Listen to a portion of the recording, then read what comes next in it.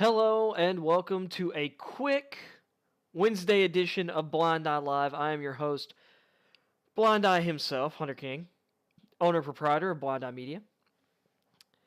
And getting started a little late, 5 o'clock, but big news has come down the pipe. Tyreek Hill has been traded by the Kansas City Chiefs to the Miami Dolphins for a boatload of picks. And he's got a brand new contract extension to show for it. That's the big story. Yesterday, Teron Armstead also signed with the Miami Dolphins. I say also. He signed with the Miami Dolphins in free agency. Pretty big contract there as well. Big moves by the Dolphins. They are all in on providing the best environment possible for the development of Tua Tagovailoa. We'll get into whether maybe we could quibble with this trade for Hill, but definitely committed to figuring out whether Tua is the guy and making sure he has the opportunity to prove he is the guy this fall, going into his third season.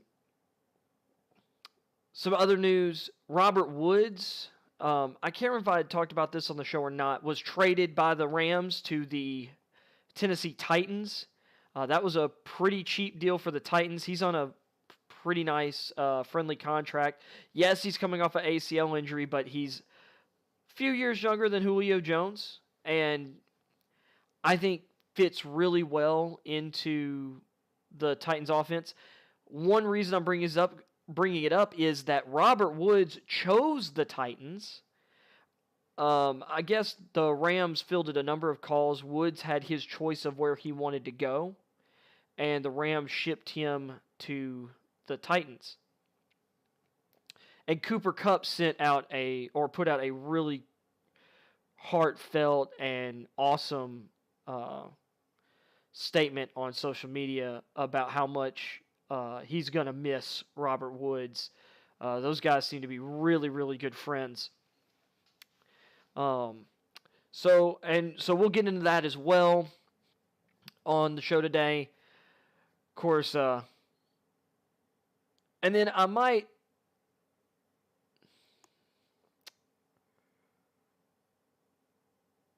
gonna talk about, once again, because college football is so near and dear to my heart.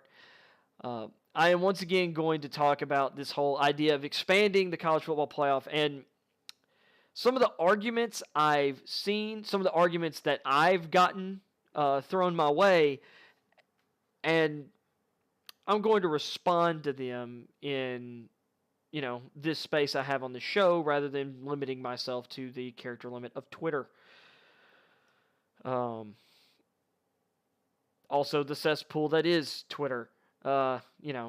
When it can be avoided, avoid it. For all that is good in your heart, avoid it. So anyway, let's jump in. Tyreek Hill to Kansas City. This prompted me to do a show today. For sure. So Tyreek Hill is going from Kansas City to Miami. Miami is sending their first, second, and fourth round picks this year. The first and second rounders, that's the 29th and 59th picks in the draft. Kansas City now has 2 firsts and 2 seconds in this year's draft. And I really like the back end of the first round in that there's a bunch of players right there that I think fit needs for the Chiefs. If they want a run-stuffing, disruptive nose tackle, I'm blanking on his first name for some reason. I want to say Travis. It's Travis Jones, nose tackle out of UConn. He's not Jordan Davis freaky, but he's pretty freaky for a 325-pounder. Real great movement. This is a guy who, as crappy as UConn has been as a football program, This guy was throwing Clemson offensive linemen around like they were high school juniors going up against a NFL player. I mean, this guy was and he can move. Someone the Chiefs could plug in next to Chris Jones, and I'd argue he's shown more pass rushing upside on tape than Jordan Davis has. I say argue. I think it's pretty true. I think Jordan Davis has immense upside because of his size and athleticism, but Travis Jones, he's legit. At receiver, there's a ton of guys who multiple of them are going to be available at the end of the first round for the Chiefs. Sorry I'm getting into this for the Chiefs. There's more stuff I want to talk about with Miami.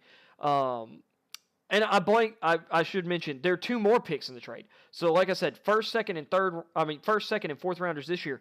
Next year, the Chiefs are also getting a 4th and a 6th rounder.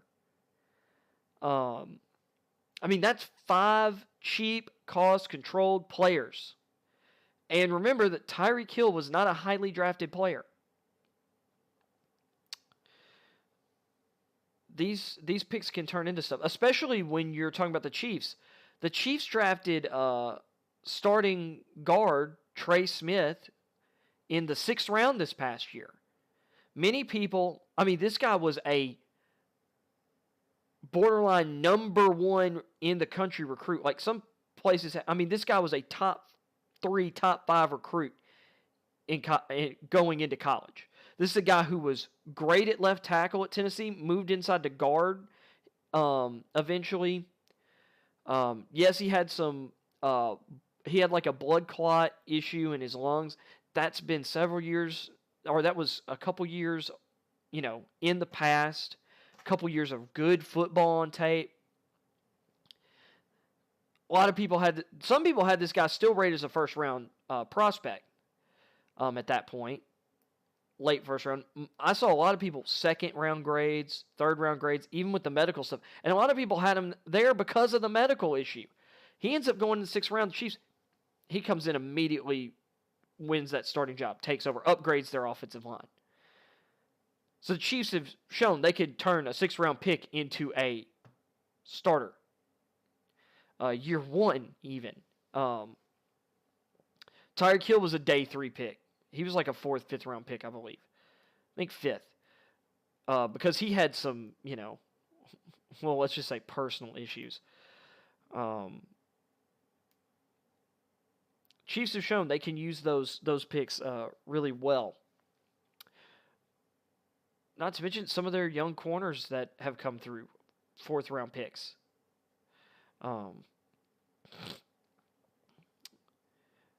And now, you're giving them... And they have Mecole Hardman. Mecole Hardman is not Tyreek Hill. But he has that kind of speed. I think he still has improvement to be made. And some of it can be rolled because you have Tyreek Hill. Hardman's probably going to slide into that Tyreek Hill role in the offense. He might not have as many catches, yards, touchdowns, what have you. But they bring in Juju Smith-Schuster. They still have Travis Kelce. This is a great receiver draft. Like I was saying, at 29, you're talking you could get a Jahan Dotson. Jameson Williams might fall that far because of the ACL injury because of how good this draft class is. Some people have Drake London. Mel Kiper, I was on the show yesterday. Mel Kiper had Drake London going 4th overall. I think that's an overdraft there. Like, I get the upside is there, but I think he has a big range of outcomes depending on where he goes.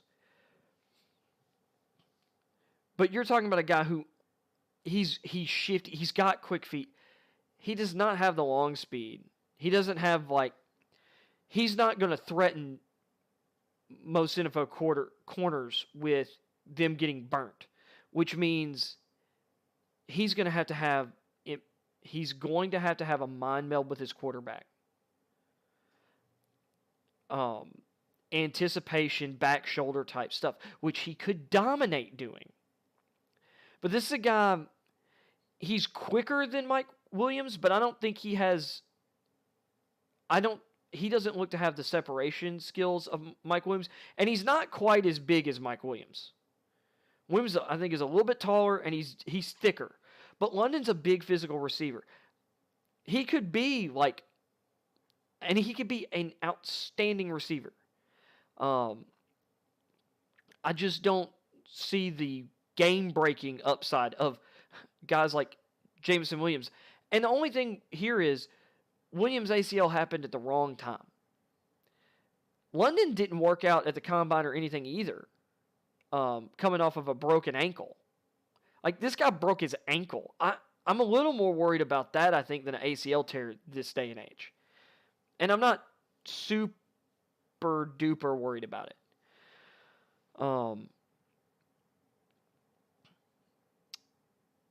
Jameson Williams is my top wide receiver still. Garrett Wilson's awesome. I could see Wilson going that high. But this late, I mean, in the first round, Williams might fall that far. London could fall that far. It really depends. Part of me feels like that's not going to happen, but, you know, those two guys could fall this far. Guys who realistically could be on the board, though. Or I think really realistically. I mean, I think it's realistic for Williams, but guys I think it's very likely. Jahan Dotson, for sure, is going to... I mean, he could fall into the second round. And this guy's awesome. My best comp for him is Stephon Diggs, which is really lofty.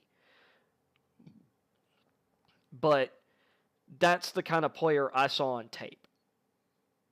He's a little slimmer than Diggs, but Dotson's got speed. I'm not worried about a 4.43 40 with his deep route running and things of that nature.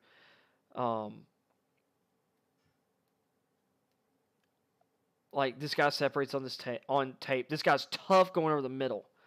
I don't know. I just really love him. Christian Watson, he's not. I still have it that he's not going to go round one, but he should. Receiver out of North Dakota State. This guy's like, if he's not 6'5", he's just a hair under. He's 205 pounds, 210 pounds, and he runs a 4, like in the low mid 4.3s. I mean, I think it was like a 4.36. That was the official. The unofficial was like a 4.28 or a 4.26. Like, it was stupid. I mean, 4.36 still at that size. With his change of direction and quickness, I mean, this guy was getting carries in the run game and getting yards. Like, this guy has legit speed. He's got legit ball skills. And his speed shows up on tape. Like, you see a 4.36 40, and you're like, well, this guy better be running away from FCS competition on tape. He does. He does. And, like, the 39.5, 40-inch vertical that he's got shows up too. Uses his size.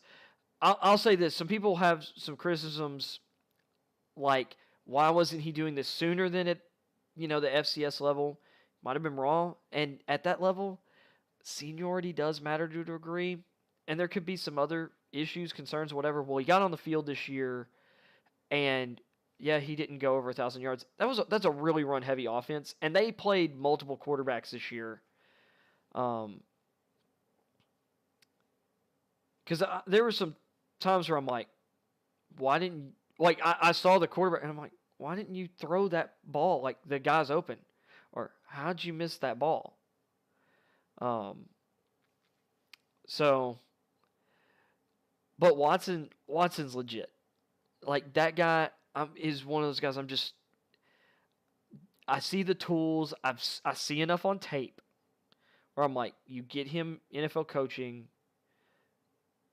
like this guy is top 1% type tools. This guy has Randy Moss tools. And I'm a little different with other positions compared to quarterback. Although, I do see the upside of Malik Willis. I just don't think he's as developed as some people think he is. And I don't think he's quite as special as some of these other quarterbacks that some people are throwing the name out there to in terms of his throwing ability.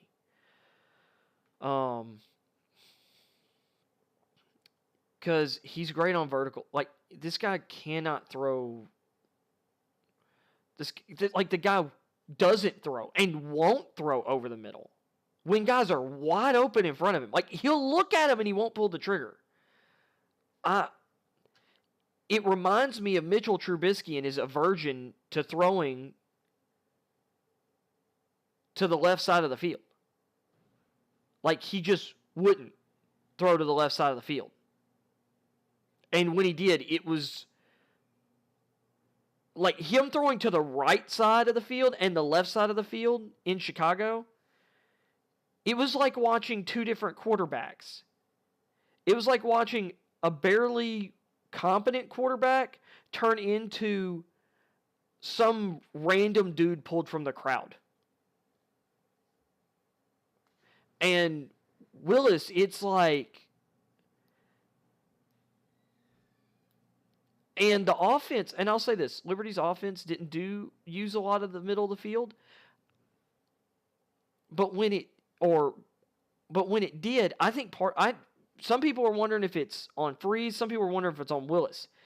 Could be a little bit of both, but I saw plenty of times on tape where there's the seam, there's the post.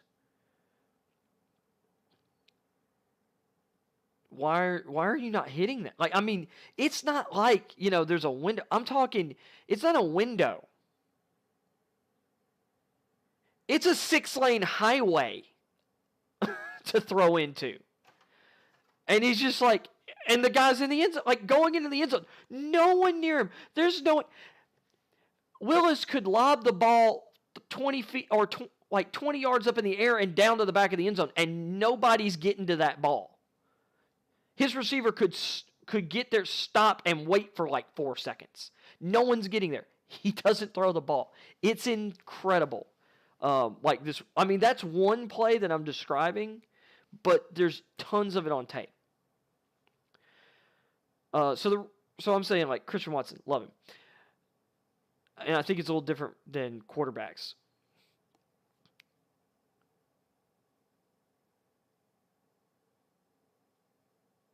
So I've said Dotson, Watson. Treylon Burks might end up there or that far down because of not running the greatest 40. I've seen the tape. The guys run away from guys who ran faster than that on tape. I'm not worried about it. The guy's a beast. He's raw. He ran kind of a limited route tree. He wouldn't be the first guy that ran a limited route tree and came to the NFL and improved. There's also some guys that still run a limited route tree, but because of their physical gifts, it doesn't matter. Case in point, DK Metcalf.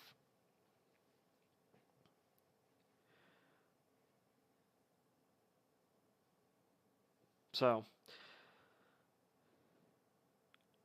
which Metcalf's even improved. For sure, but I mean, he still runs a fairly simple route tree compared to like a Justin Jefferson or a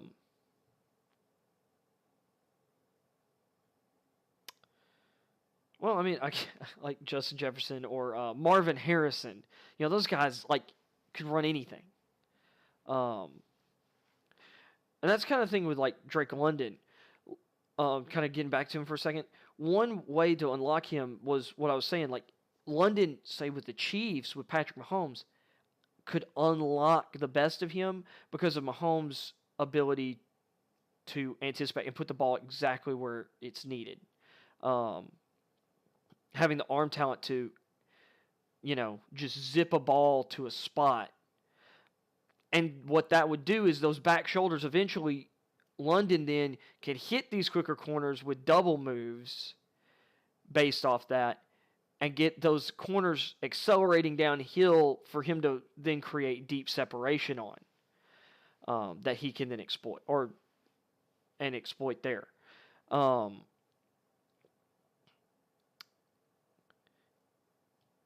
There's a lot of people talking up George Pickens out of Georgia. I get some of the I get the upside people are seeing. And he ran a 4.47 at the combine. There's some people that think he might be faster than that. And he's 6'3". He was like 195 though. And I'm like, which I almost kind of thought he'd be a little bigger. He may have trimmed some weight. I don't know. But there was a point in time, like early in his career, like people were talking about him like he was 6'5". Or something like that. And I mean, coming 6'3" and, under 200, whatever. His vertical jump wasn't like insane either. And I don't know. I guess because he's been hurt a bunch. And one of my biggest memories of him is him and that Georgia Tech corner swinging at each other a couple years back. Which got him suspended for like the first half of the SEC title game that year, which was that was a big deal. Although I absolutely believe the Georgia Tech guy started it.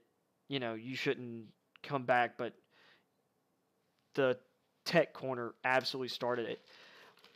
But like I'm seeing, there's other guys down the board who have more tape, as good or better tools, and better production, and better health records. And I'm like, why would these guys not be ahead of George Pickens? Like, or at least even with him. Like Alec Pierce of Cincinnati. He's thicker. He's faster. He's springier. And practically the same, played practically the same role for Cincinnati. If George Pickens is a first round worthy guy, then Alec Pierce is. And I've got Alec Pierce in the second, or with a, he's kind of around the 50 range for me. I'm still kind of tweaking grades and kind of fine-tuning my rankings right now. But he and Pickens, I just think there's a little more risk with Pickens, personally. But maybe Pickens is a better receiver.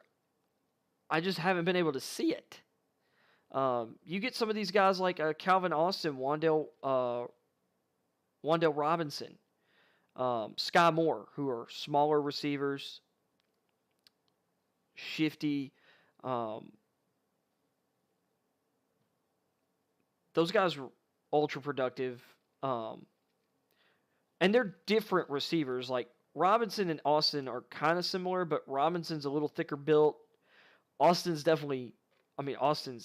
incredibly fast and really tough for being kind of a smaller guy. But yeah, he's 5'9", but he's 180. I think he was like 178 at Senior Bowl or whatever. Or at the combine, but he'll put on a little bit more. He was 178 or 180. You've had guys like Marquise Brown, who was the same size, and he was like 168 pounds, 170 pounds at like 5'9", 5'10". Austin's like 5'8", 5'9". And it shows he's a little thicker. Brown might have been lighter than that. He might have been 165.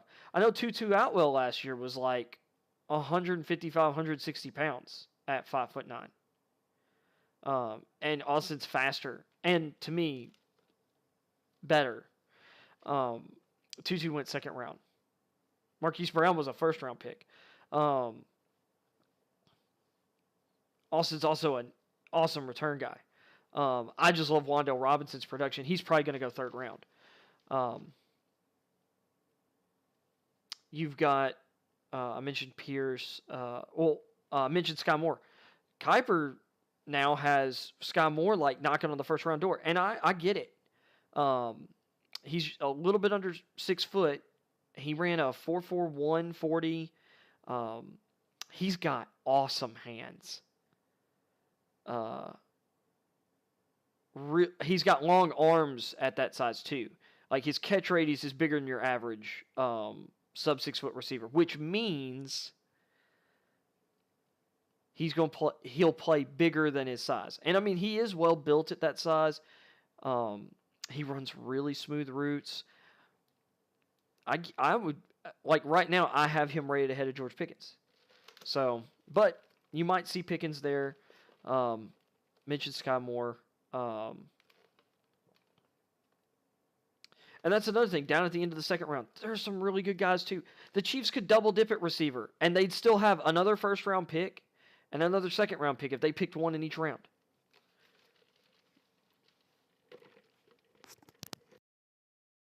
But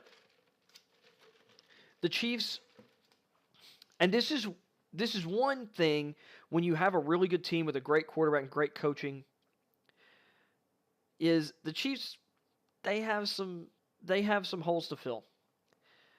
Well, this is a great receiver draft with a lot of guys, and there's a lot of guys that you could plug in if you want another Tyreek Hill, like I said, you have McCall Hardman, you have Calvin Austin, and if there's a guy in this draft who you could say is the Tyreek Hill of this draft, it's Calvin Austin.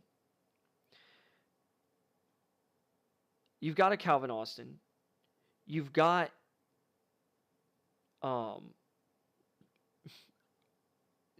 physical freaks like Christian Watson. You've got smooth operators like Jahan Dotson and Scott Moore.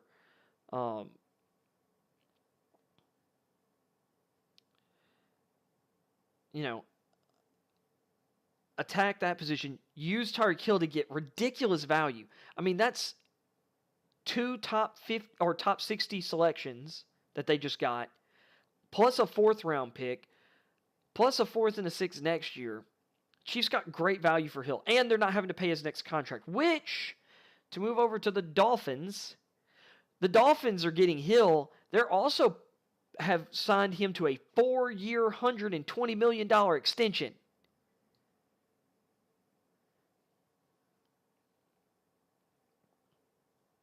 I believe there was 1 more year left on Hill's current contract. There might have been 2, but I think he was going in the last year this year. If not, he had another one, but I think this is the last year. If so, it's really a 5-year deal with however much money he has left for this year, plus $120 million. So the Dolphins paid all that price in picks, and then they're paying all that money. And that's my thing, is I'm like,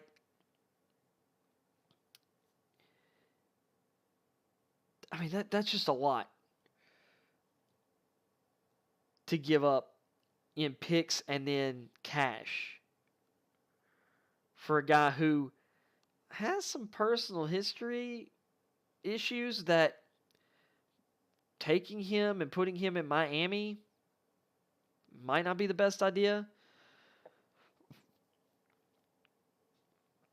I mean,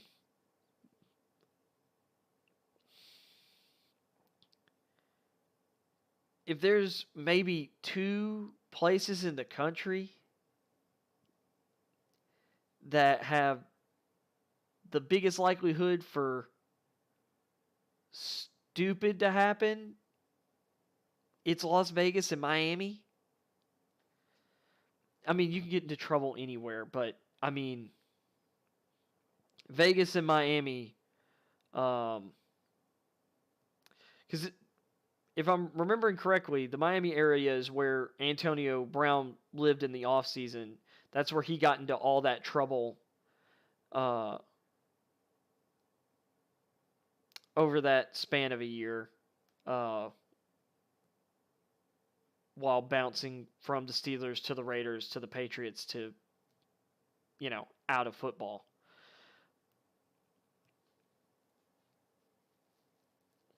I'm not going to get into some of the other things attached to those places, but those are two of the craziest nightlife places in the country. Well, maybe the two craziest nightlife places in the country. So, that being said, Miami does get just an absolute burn. You want to just talk about speed plus ability. You could have had the Chiefs for that duo with Hill and Hardman. Well, Hill and Waddle's way better than Hardman. And in some ways, from a wide receiver standpoint, Waddle going into year 2, way ahead of whatever Tyreek Hill was or way ahead of who Tyreek Hill was as a receiver going into year 2. Waddle's probably the better receiver, like true or pure receiver of the two. But you want to talk about the speed and playmaking ability between those two guys. And if anything, this is Miami leveraging or working to leverage Tua Tagovailoa's strengths. Quick decision making, the short intermediate passing game, and vertical seam throws.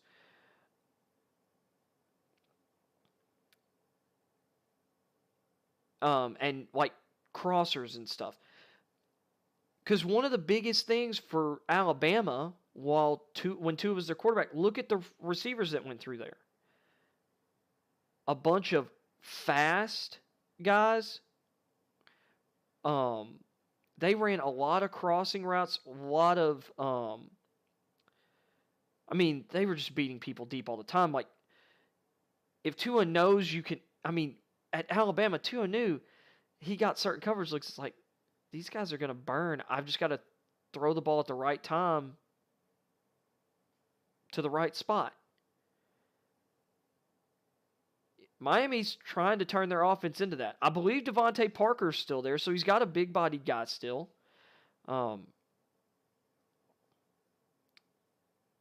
As well, like as a complimentary piece. They signed Cedric Wilson as well to a contract from the Cowboys earlier in free agency. Really nice, affordable deal for a quality, third option type, support option receiver. Wilson had a really nice year last year, filling the Michael Gallup role, or the role that Michael Gallup was supposed to play alongside CeeDee Lamb and Amari Cooper. They brought back Mike Gesicki, who had a really good season this last year. They've developed a pretty good chemistry. On top of this, they've also signed offensive tackle Teron Armstead, who some people are like, yeah, but he's 31. It's like, it's offensive tackle. And I'll get into why, I'm not so worried about the age. And some people will talk about, well, he only played so many games, da-da-da-da. It's like, he's averaged 12 games a season, and everyone's okay with Trent Williams. Williams has averaged 13 games a season in his career. Some people are trying to say that Teron Armstead averages 10 games or 10.5 games a season. If you take out his rookie year where he wasn't a starter, he's averaged 12.5 games a year. So, whatever.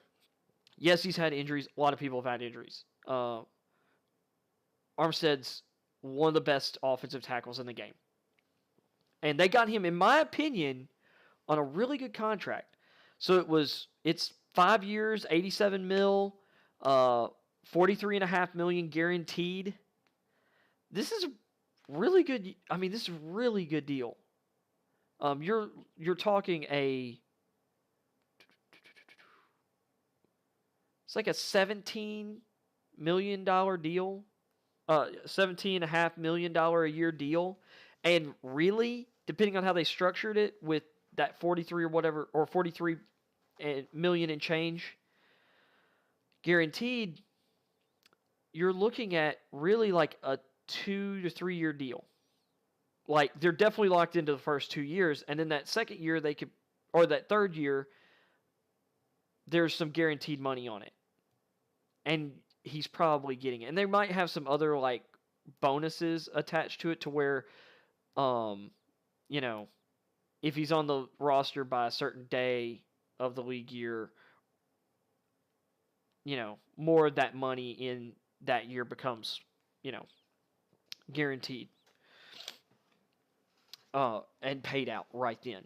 So this is a good signing for Miami, because to me, you're getting Trent Williams signed, what was it, a 6-year, $120 million deal, or a 6-year, $132 million deal last offseason. It was, I mean, it was crazy. Like, it was, well, or was it 5 years?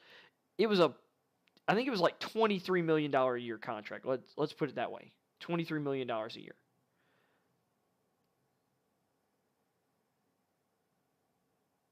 So yeah, it was 132. Yeah. That was a massive contract. You're getting this guy for much less, and while you would say no, Teron Armstead's not as good as Trent Williams, that gap's not huge.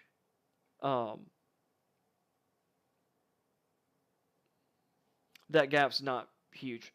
And for context, Cam Robinson made about this much per year, or made close to this much last year on the franchise tag, I think.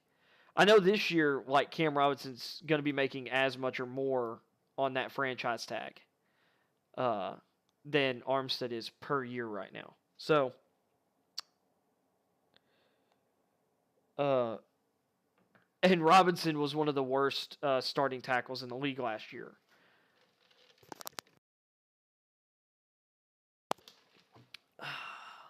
Love me some sweet tea. So, that being said, Miami's doing all it can for Tua, as it should, as it should. Tua was great in college, and it wasn't just because of the talent around him. Tua was incredibly accurate. Tua processed the game super fast, made really good reads, anticipated throws. Tua's athletic. Tua's a quality athlete at the quarterback position. Miami got Chase Edmonds, and Edmonds is coming from Arizona. He's done a lot of the RPO stuff. I think Miami should overturn as much of that running back room as possible, even beyond that. I think they should draft a running back as well. I would love to see Miami get, later down the draft board, snag some guys who played in those kind of RPO heavy systems. If they could get a Kennedy Brooks on day 3, if they could get I'm thinking his name's Isaiah Pacheco. My goodness, can't that name. Or was it Paoche? He was running back from Maryland. Played with Tua's younger brother.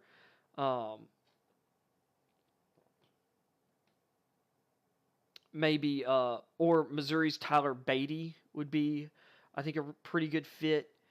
But get someone, heck, a Ty Chandler out of North Carolina. Someone who works really good in that scheme, as well as, Chase Edmonds does. and have a lot of RPO schemes, I think will really help. But also the fact you're adding Teron Armstead, this should shuffle their line around. You move Austin Jackson either inside the guard or you move him to right tackle and you kick Robert Hunt into guard.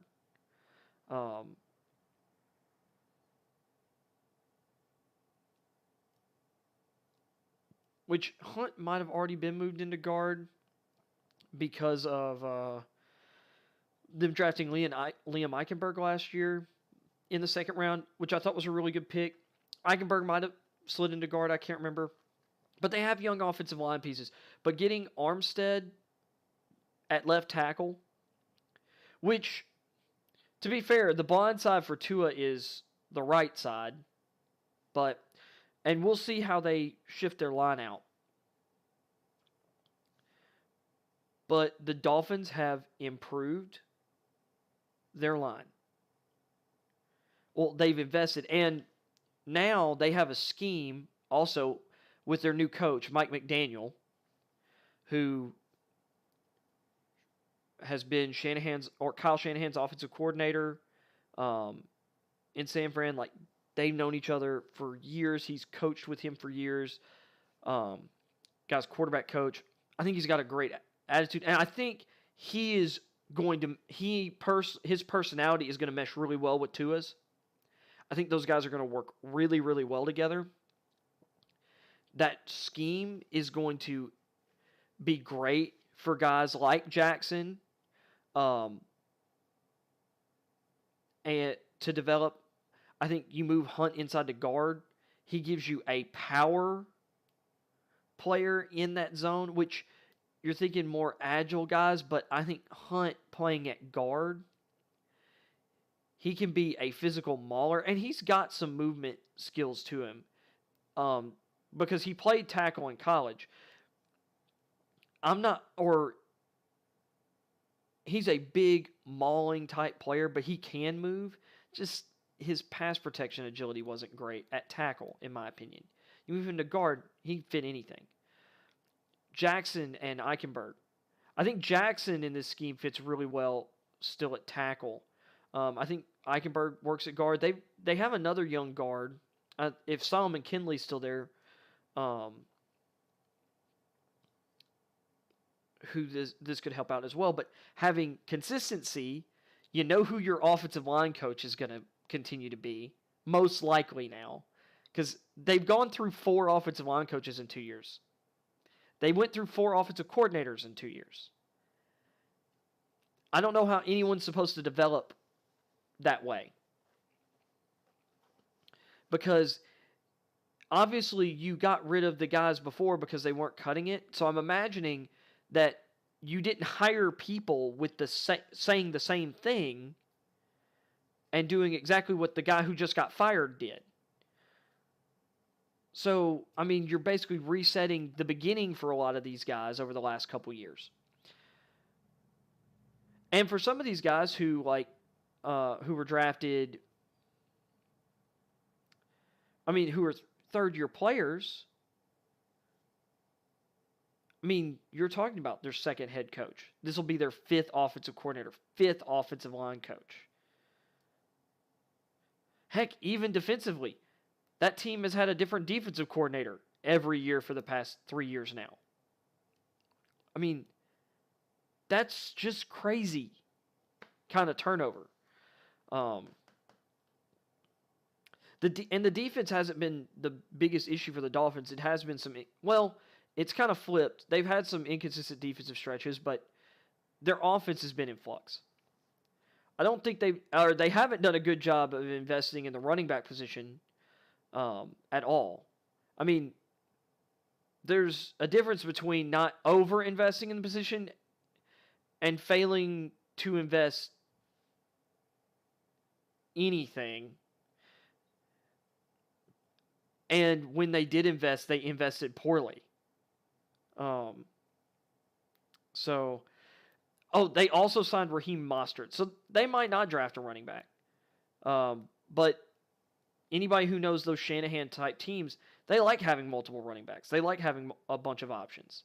They drafted 2 running backs last year in Trey Sermon, who they actually traded up for, and Elijah Mitchell, who they drafted later in the draft.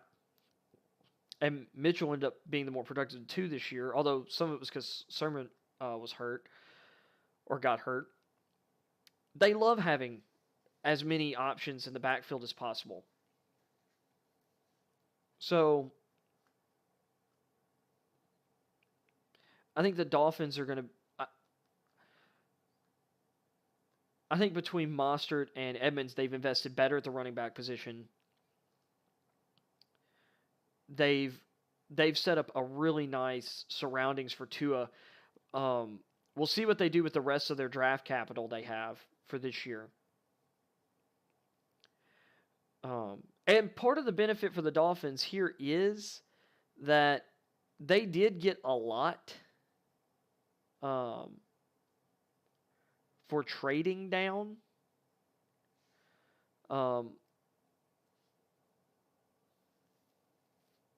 Wait a second.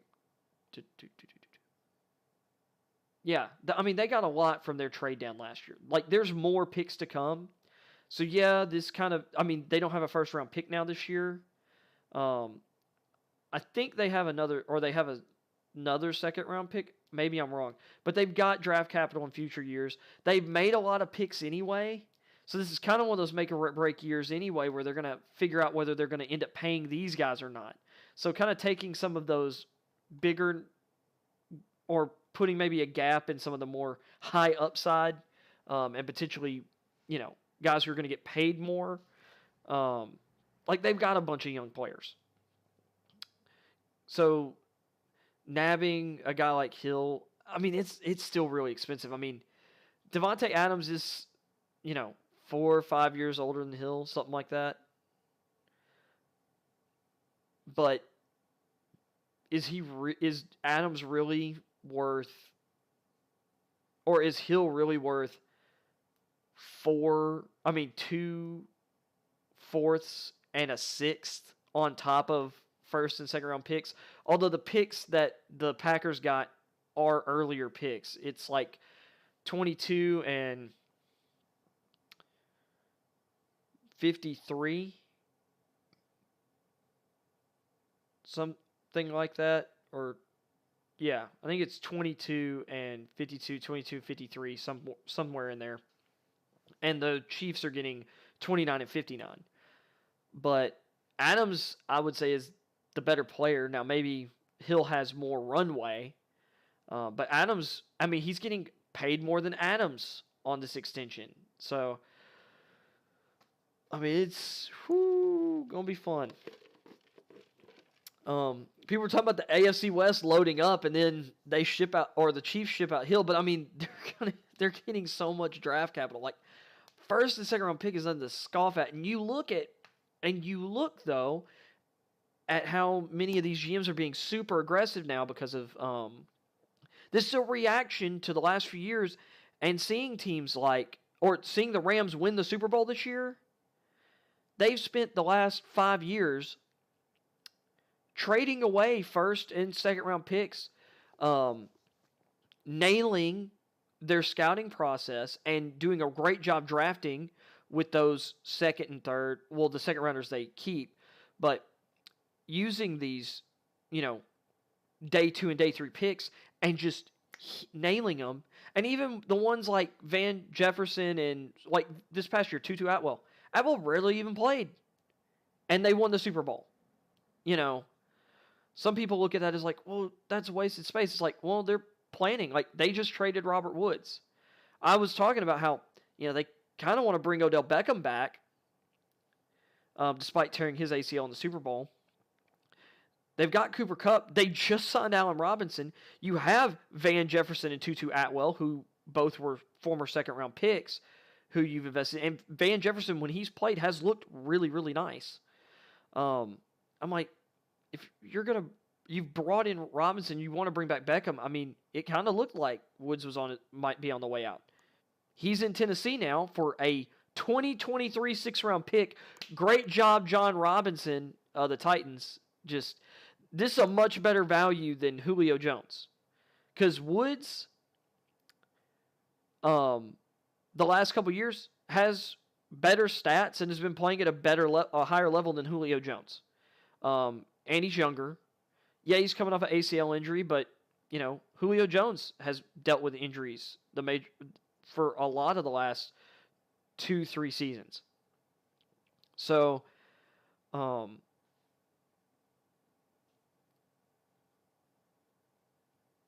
Woods is not necessarily like the physical beast that Julio Jones is. So,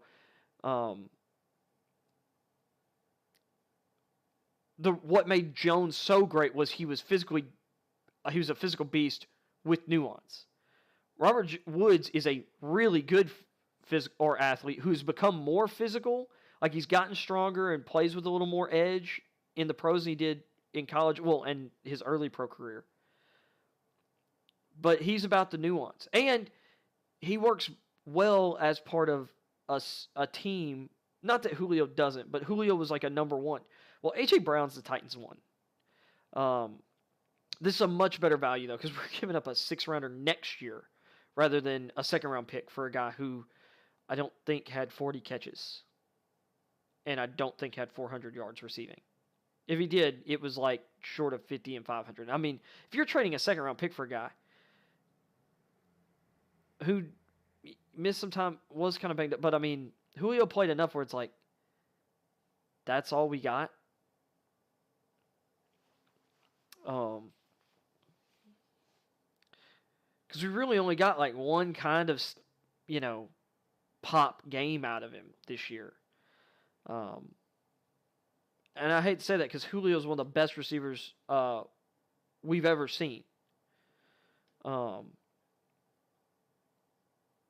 of those guys that truly blended top 1% talent with top 1% work ethic and skill. My goodness, my phone is blowing up right now. But anyway, but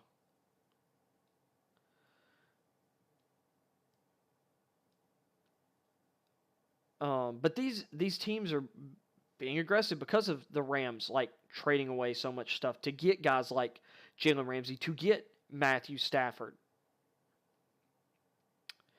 Being really creative with finances.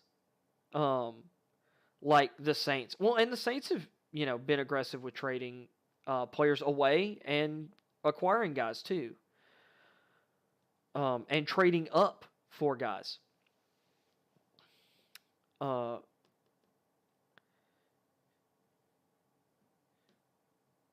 You look at Tampa Bay to get the team they got, spending aggressively, but they were aggressive at making some moves as well in trades. Another trade the Rams made, trading like, 2nd and 3rd round picks for Von Miller, and it worked out. And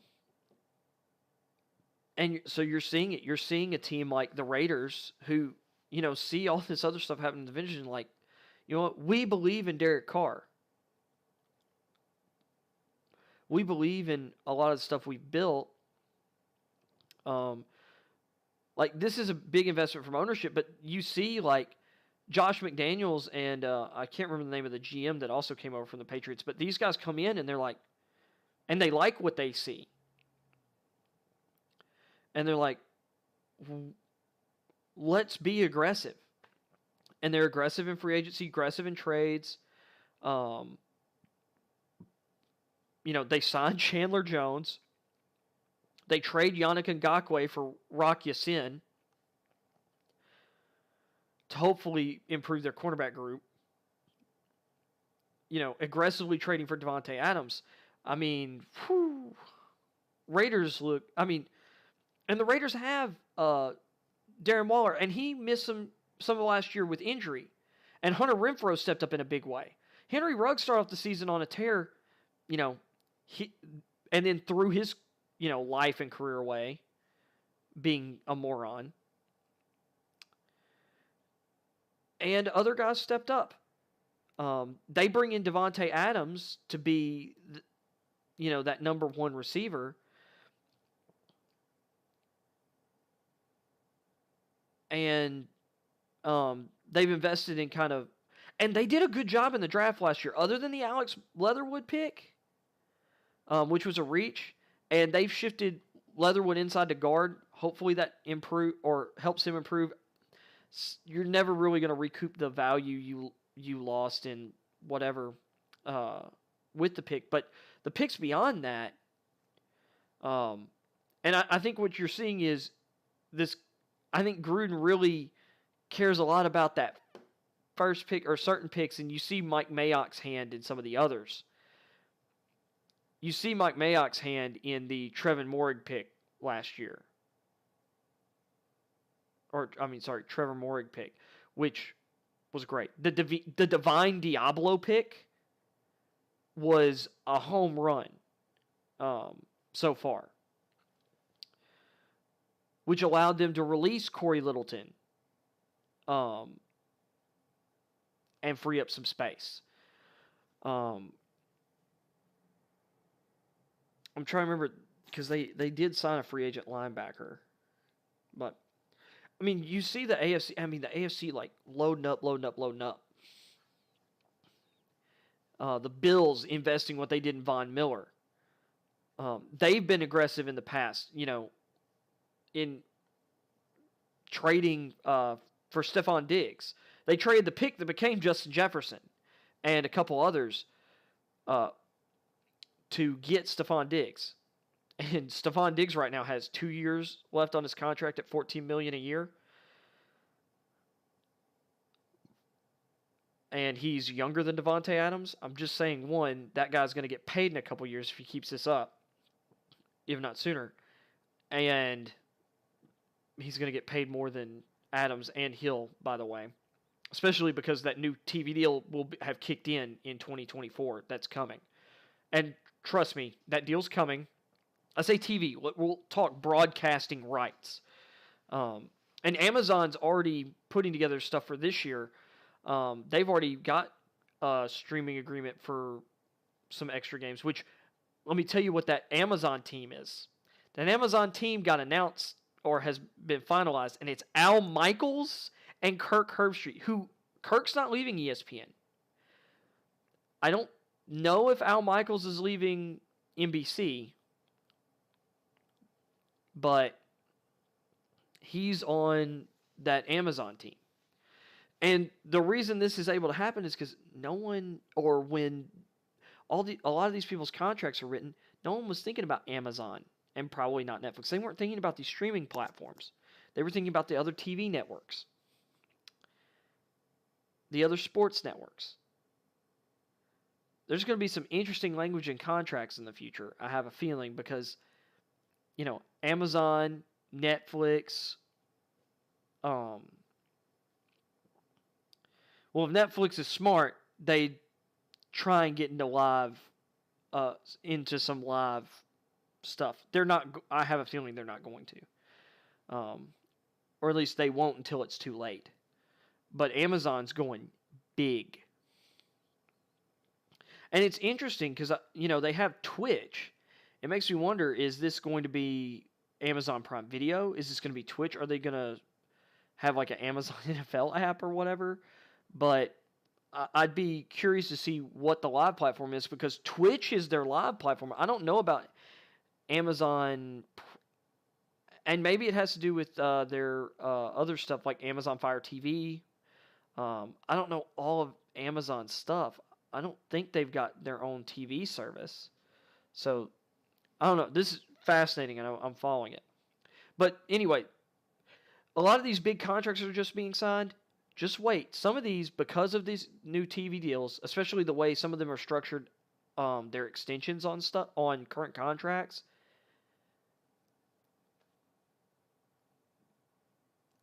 I'm really curious about the next TV deal, especially considering some of the viewership drops in other sports in comparison. I mean, and still, the live sporting events, like live event type stuff, is big money. And I'm kind of shocked we haven't seen more like live concert type stuff become, which during the pandemic, that's been a big thing, is like streamed concerts or stuff. I'm kind of shocked that big events like that haven't also attached a streaming thing to it yet. Like big music festivals, well, some music festivals do have live stuff somewhere, but I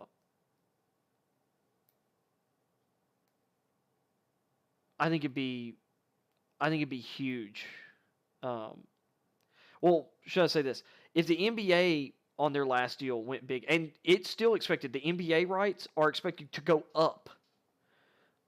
Which some of that's because of streaming. Like, I think some of the ratings drop is baked into streaming, and some of it's social media. Some people follow the game, and they don't. I think there's some people who are watching it, and they don't realize, like, they're hardcore into it, but they don't realize they're casualizing themselves as an audience, because I think there's some people who are getting too much of their stuff from Twitter. But there is something to be said for people streaming things, and that's not baked into Nielsen ratings. But this Super Bowl was huge. The ratings, like just the flat TV ratings. So those rights are going to massively bump the NFL salary cap in a couple years. So, if you see some of these contracts, some of these teams are doing this now because they're like, well, if we try to kick the can, or some of them, it's like, we got to invest this year, but they're looking at it as like, this isn't going to look as bad soon. Some teams are like, next year's the year. There are going to be some players who maybe take 1-year deals next year, or try and push their price up because they're like, yeah, but the cap's going to go up next year. So it might be smart to get in this year. But these contracts are going to continue to balloon, and balloon fast the next 2 years, 3 years. Just wait. So some of these teams are being aggressive now for that reason. Because some of these picks and the savings you're going to get from them, comparatively to like right now, they're going to be worth more in the future. You might want to ship those picks for expensive guys and get the expensive guys now and get even bigger savings like 2 years from now. So yeah. But this is just unprecedented player movement, and just the amount of picks getting swapped right now. I mean, you're looking at the Eagles. The Eagles haven't traded a thing this year. And they've got 3 first-round picks. Like, they haven't dealt nothing yet. If they do deal anything.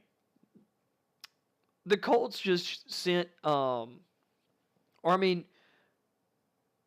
Colts just got Matt Ryan for,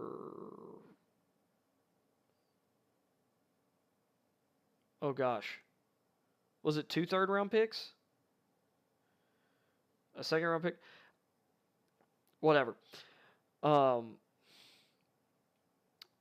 Washington sent Indianapolis a second, or it was like a 2/3 and then a pick swap in the second round for Carson Wentz.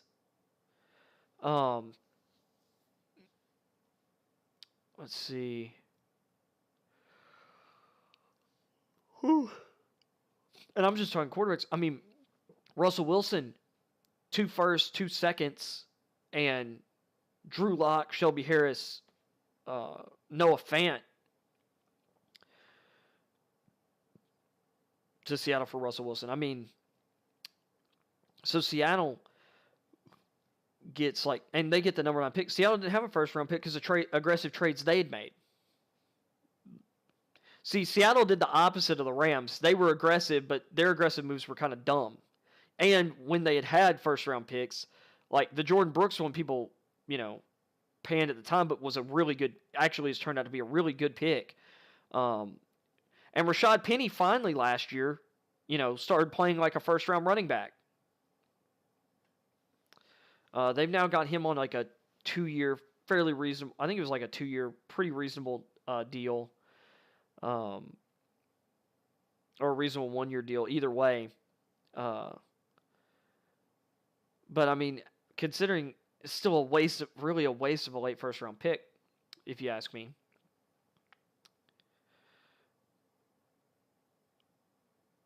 Seattle's been aggressive and gone in the wrong direction.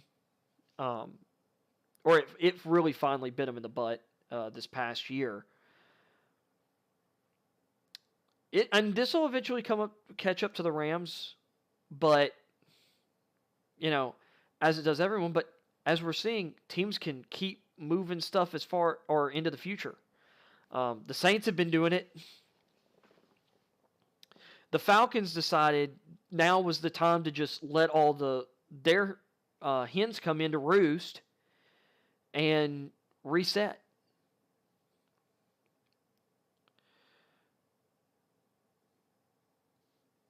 So, and the Chiefs have been super aggressive in the past. Like, last year they traded their first round pick to the Ravens and some other picks for Orlando Brown, the second round pick. I mean, they moved like a full round down in the draft for Orlando Brown, plus some, I think it was like 3rd, 4th, and 6th round picks, or like a 3rd, a 5th, and a 4th this year, a 3rd, a 4th, and a 5th this year. Maybe the 3rd came this year, or comes this year, and it was the 4th and 5th last year. I mean, Tampa's been aggressive with different moves. A lot of theirs tied to free agency, but they've done a real good job with their draft picks, and they've been aggressive in keeping them or keeping their best guys.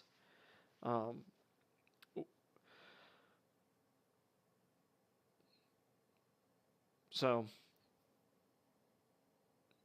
and you've had other teams like, who've gotten the picks and haven't really used them to their advantage. The Giants have made, and honestly, the Giants, considering they've decided to keep with the Daniel Jones experiment, the benefit is that trade down last year where the Bears traded up for Fields, that netted them, that means they're coming in with the 5th and 7th picks in the draft this year, among some other, picks as well. I think it was like a 3rd and a 6th.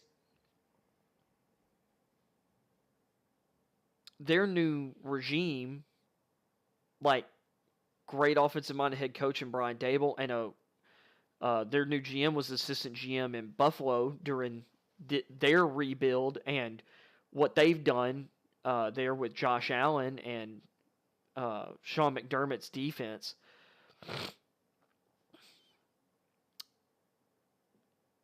Daniel Jones, you look at the talent around him that they've kept around him and the investments they've made and the investments depending on what they do in the draft.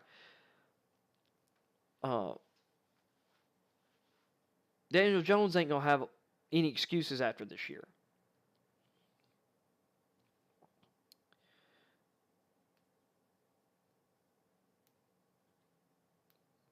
And then the Jacksonville Jaguars.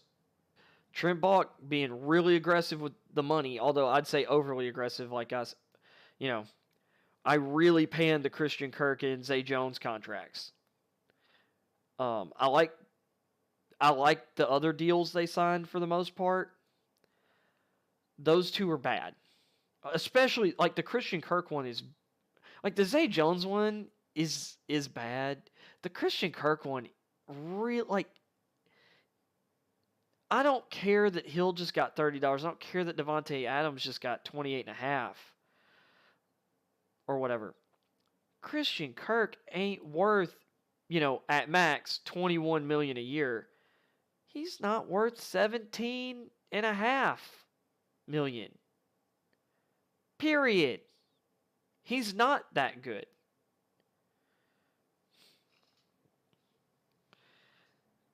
And Zay Jones ain't $8 million a year good. Like, I don't know what you're doing there. Throwing $25.5 million a year at Kirk and Jones for these first 2 years of their contracts. I mean, that's $51 million overall. That's stupid. That's bad money spent. I don't care what team you are.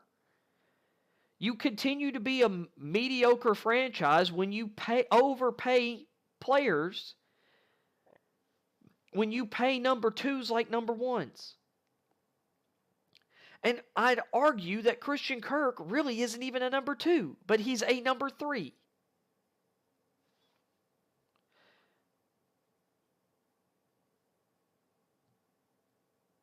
Because they're better number two receivers. Michael Gallup is a better NFL receiver than Christian Kirk. Gallup has been a 2 and a 3 his entire career. And he's going to get paid like $12.5 million a year on his 5-year contract. 5 years, $62.5 million.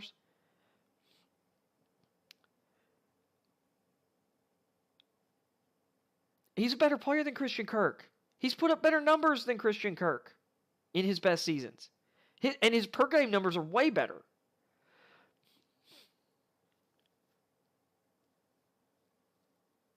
And he's significantly better than Zay Jones. And Zay Jones is getting 2/3 of the money, and he ain't 2/3 of the player. I mean, it's one of those where it really is kind of confusing to me. So,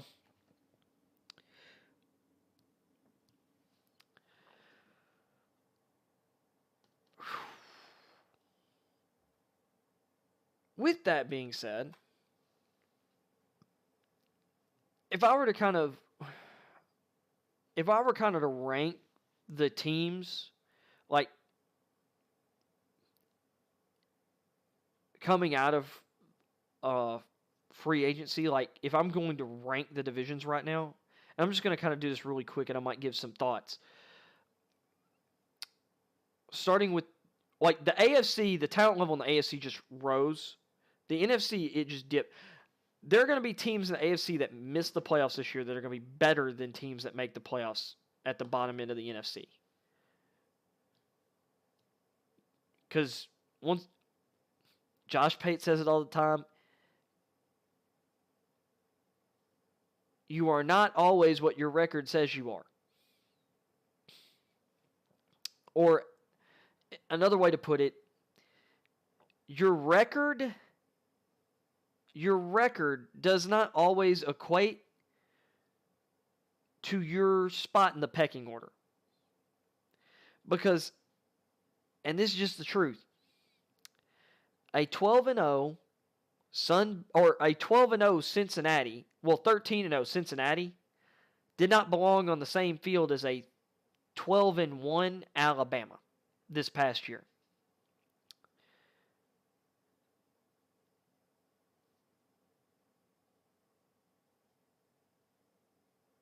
Just straight up. And you know what? A 12-1 Big Ten champion Michigan didn't really belong on the same field as a 12-1 conference championship loser Georgia. They had the same record. Georgia whipped them. Now it's a little different in the NFL, but once again, depending on strength of schedule and some other factors, Atlanta was 7-10 this past year. They did not play the same schedule as Seattle, who also finished 7-10.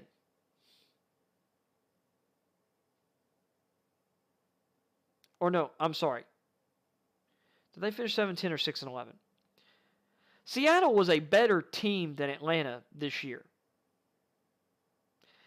Atlanta, yeah, I think, yeah, they did go 7-10. because they were picking 10th and Atlanta was picking 8th. And that's why Atlanta was higher in the first round. Denver was also 7 and 10. Seattle, Denver, and Atlanta, like Denver really was an elite quarterback away from being, or a big upgrade at quarterback away from being a playoff team.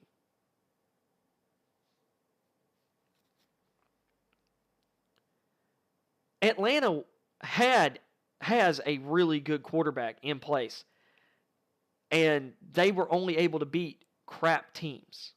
Like Denver was able to throttle the Dallas Cowboys this season. I mean, it was kind of an outlier for both teams, but Denver had the ability to put together a game plan and execute it and decimate the Cowboys. And the Cowboys, you could say, didn't play up to their talent level, but Dallas played at their floor, Denver played at their ceiling, and it was a blowout. It wasn't like that's what it took for Denver to win. Like, Denver dominated that game. And Denver had some other really good performances during the season. So, what's that sound? Anyway, so that being said, getting into it, we'll start with the NFC. And the NFC West is, I definitely think Seattle rebuild mode. But we'll see. Maybe they make a move for Baker Mayfield. Maybe they turn Drew Lock into the quarterback that John Elway always hoped Denver would. Maybe they go after Jimmy Garoppolo. We'll see. They're definitely at the bottom. The Arizona Cardinals, I think their draft is going to have a lot to do with them this year. And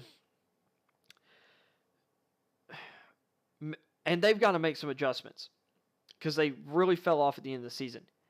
But this team has gotten better every year. They've gotten better every stinking year with Kingsbury and Murray. That doesn't mean they'll take a step forward this year, but I think people need to cool off a little bit in Arizona.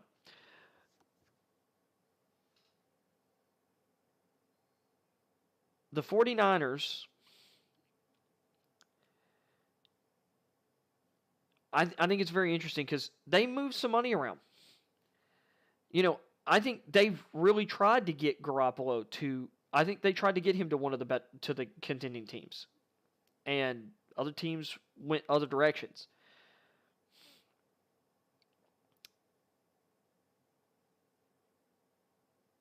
If Jimmy G's on the roster, there's going to be a quarterback battle, and Garoppolo might win it. And if he does, if Garoppolo could stay healthy, and if the 49ers themselves could stay healthy, I don't know what it is with these California teams. Like the Niners and the Chargers have just had awful injury issues.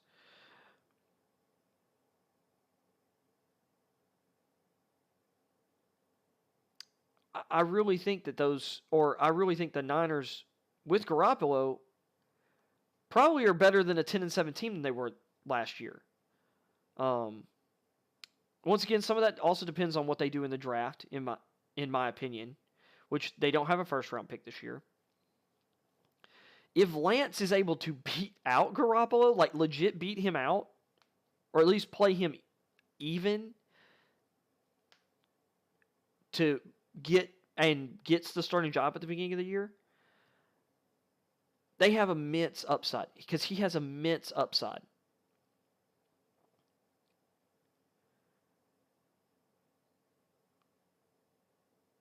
That offense has horses in Samuel, Ayuk. They got a gritty slot guy in Jawan Jennings. They've got George Kittle. They've got the best fullback in the league in Kyle Juszczyk. They've got a deep young backfield. and a potential two-headed monster in Trey Sermon and Elijah Mitchell.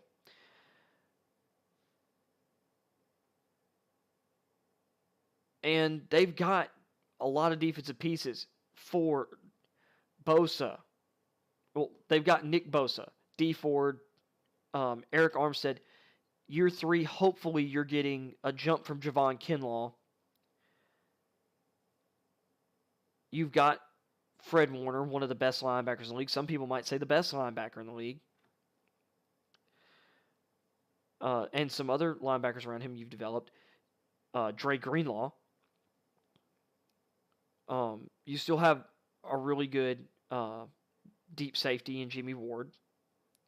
You've got some talented young corners. Although you're really looking for a better number one. Now, they paid for Charvarius West, I hope I didn't butcher his first name, from the Chiefs to come in. Still, I don't know if that's enough. He might be one of the players I like him, but I don't like him at that number they paid him, which is like $14 million a year.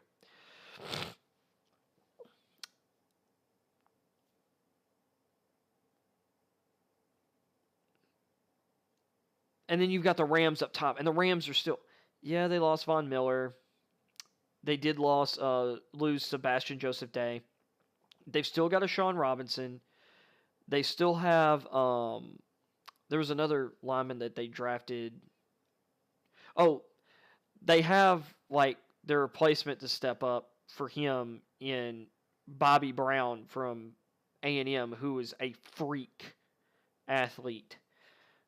Yeah, I'm pretty sure it was the Rams drafted him. He's a guy. I love his upside.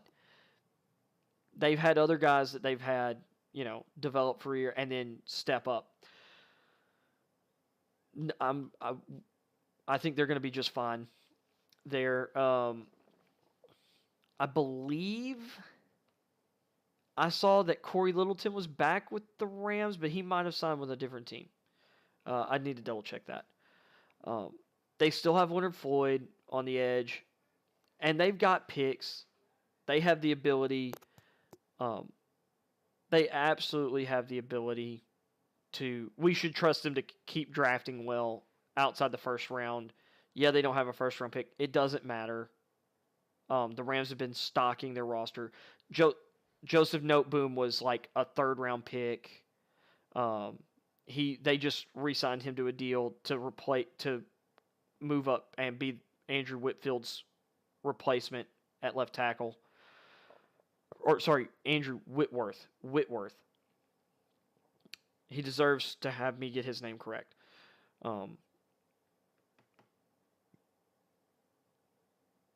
There's center Brian Allen was a former 4th-round pick that they just re-signed to I think it was an $8 million a year contract. Really good for a solid starting center. It's good money. Not top of the market money, which is good. They didn't. I don't think they necessarily overpaid him. They've still got Tyler Higbee at tight end. They drafted Bryson Hopkins, and he came up really solid in the Super Bowl. He was a big part of some really important plays that moved the chains for them in the Super Bowl. Down the stretch, if Cooper Kupp wasn't catching it, it was Bryson Hopkins. They still have all those receivers. Cam Akers will be 100% back from that Achilles injury, and he looked good in the playoffs. They've got D'Angelo Henderson. And I can't remember the name of their third running back, but they like him a lot too. Matt Stafford won them a Super Bowl in year 1. They've got a guy who can win them a Super Bowl. People can't, that argument's dead now for Matt Stafford. It was a dumb argument, but it's over now. They've got a lot of young pieces on defense. They've churned out day 3 and undrafted players and practice squad pickups off other teams as tertiary corners and secondary players. They've developed them at linebacker. They've developed them everywhere. Why would we stop trusting the Rams? They're definitely at the top of the West. The NFC South, we're going to go quicker here. Panthers are still in rebuild mode.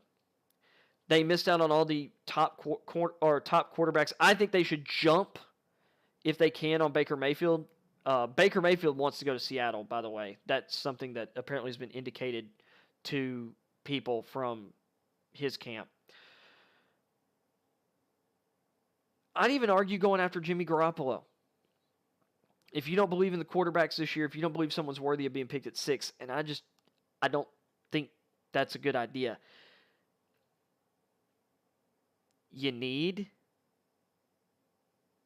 It's like, unless you believe you can, unless you believe that this year you get the most out of Sam Darnold. I don't know if I want to take that chance. The Garoppolo and Mayfield moves. And then there's also Jordan Love. Maybe you want to, okay, Darnold didn't work out. Let's make a trade for Jordan Love.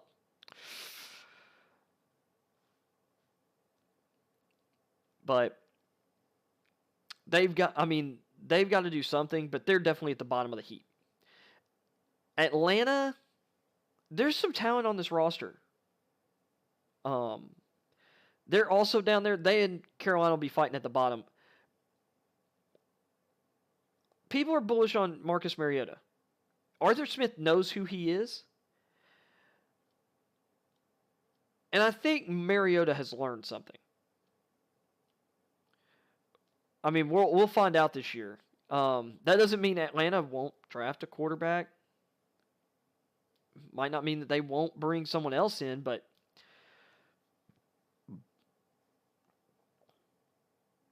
I would like to see Mariota get a second shot.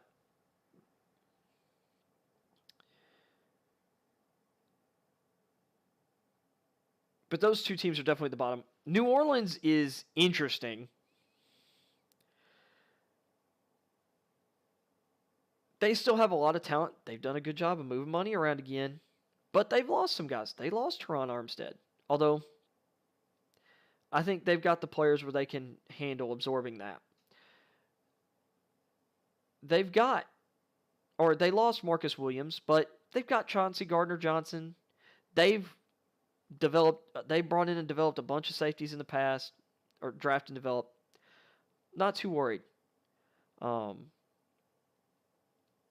They've got pieces at every level of their defense.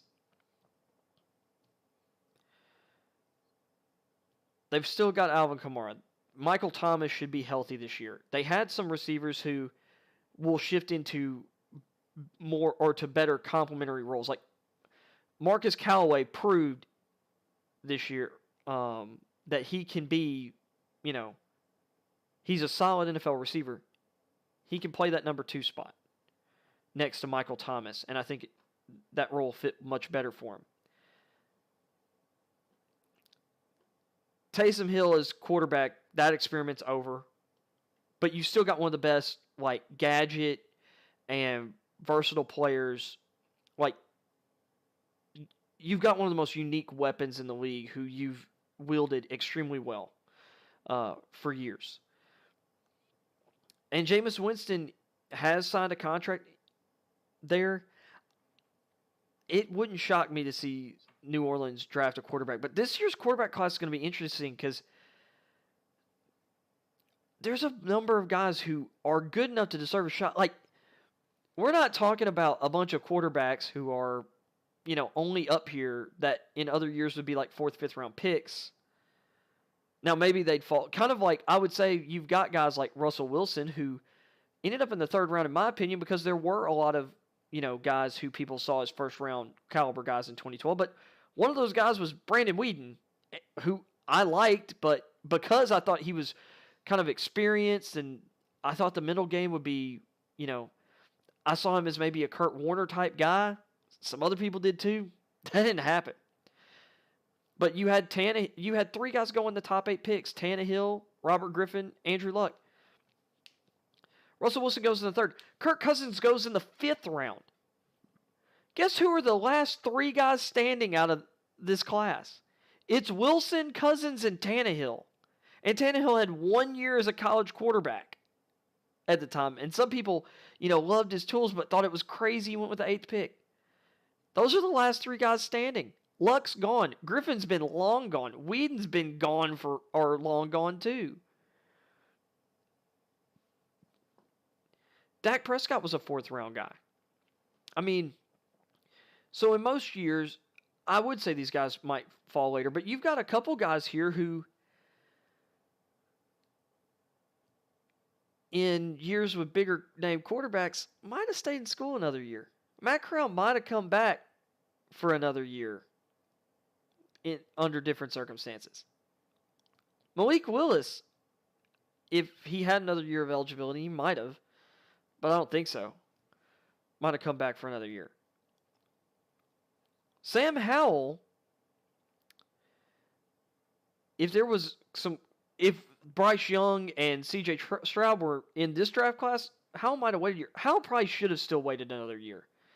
And I think he is a top 10 guy. There's a lot of people who don't because of 1 year. Literally, this year. And that's what I don't understand. You've got 2 years of tape that had you saying, this guy might be the best quarterback in the class. This guy's a top 10, maybe even top 5 talent. And you let 1 year where he started off weak but improved like the entire season. The team was like, the scheme and the supporting cast wasn't as good. And the guy changed the way he played and showed you dimensions to his game that you didn't know he had. And he drops. That's what I don't understand. So, but you've got a lot of guys who are worthy of being drafted and worthy of opportunities.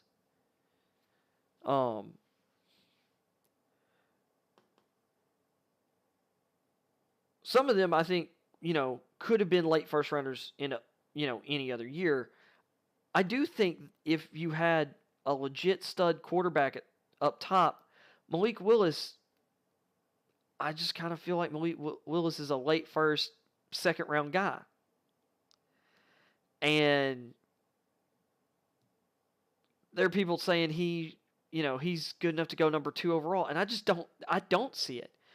If you're taking a quarterback at 2, I'm taking Sam Howell. He is the best quarterback in this class as far as I'm concerned. But anyway, New Orleans, they could draft a quarterback. They might not. That's kind of the crazy thing. What you're seeing with the quarterback market right now is there's a lot of teams that are like, I'm not drafting a guy. And some people, it's because they want the veteran. They want someone who they can win now with. But part of that is they don't see like the franchise-changing quarterback in this draft. But I think some of these teams that are positioning, for veterans, I think the Steelers are going to draft Malik Willis if he's at 20. And they might find a way to move up to get him. Do not be shocked about if the Steelers move up to take Malik Willis. Mike Tomlin had dinner with Malik Willis after the pro day. He has been glued to Malik Willis. Senior Bowl, Combine, pro day. He wants Malik Willis. It very much seems. And here's my thing. That's a good landing spot for Malik Willis. I think the Steelers can get the best out of him.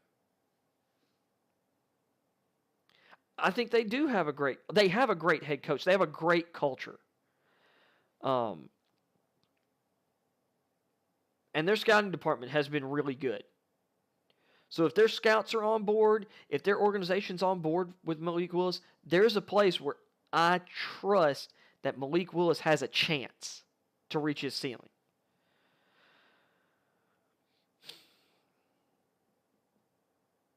And I like the value better. Like I like the value much better at 20. But once again, if it was me, I'd be targeting Sam Howell. That if there's a guy that I'm stomping, if I'm banging the table, if I'm stomping my feet, it's for Sam Howell in this draft. And I am not near as confident on Sam Howell as I was any of my takes on the 5 quarterbacks last year.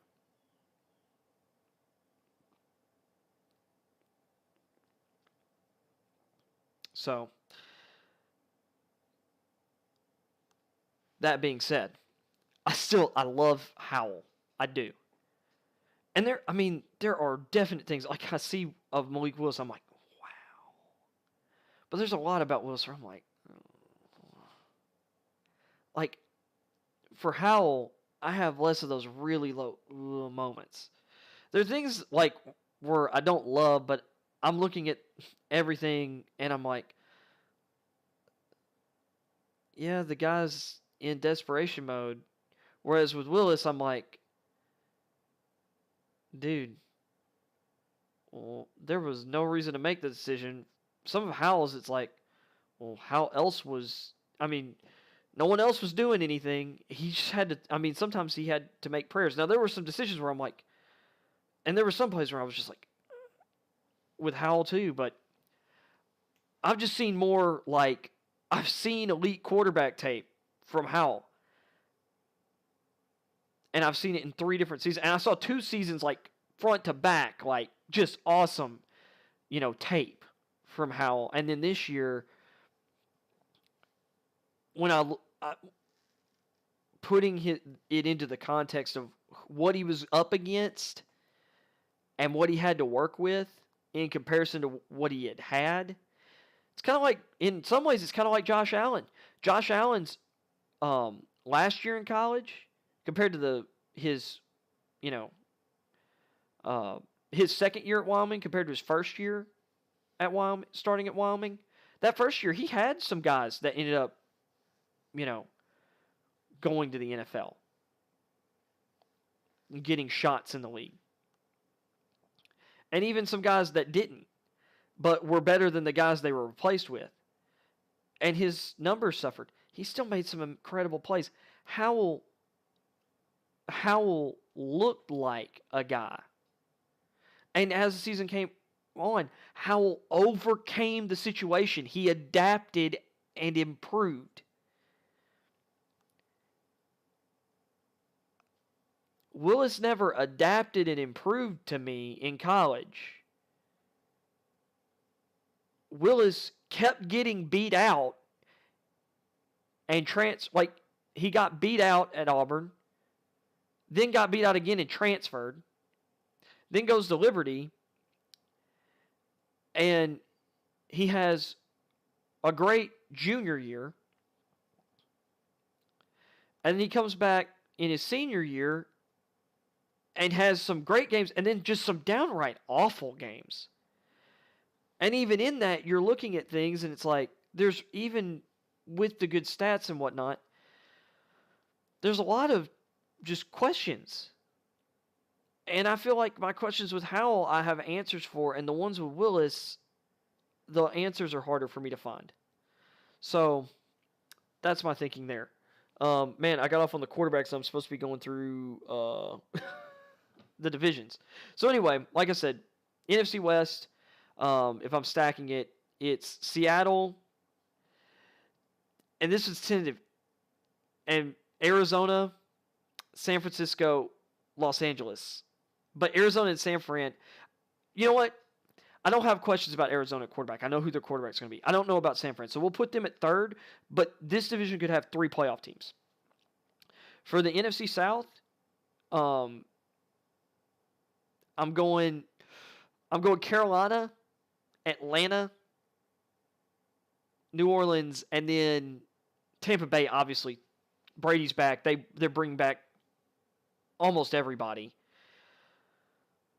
We'll see if Marpet comes back or comes out of retirement. He may not. And they lost Alex Cappa. They got to do some stuff on the O-line, but which they traded for Shaq Mason, who's on a really, affordable deal, and they only trade a 5th-round pick for him.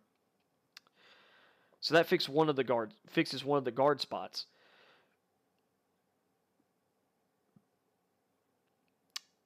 They brought back Ron Jensen at center.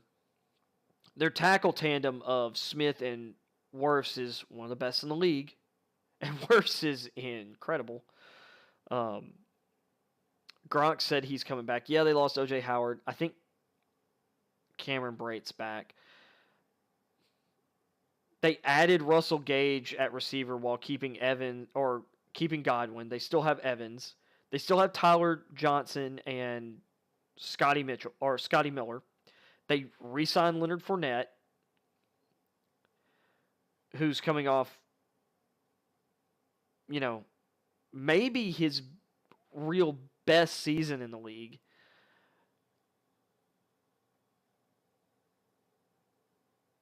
His most efficient season in the league. And that defense is still stacked with talent. And they've done a good job of drafting. Once again, another team that's done a good job of scouting and drafting talent. And developing it.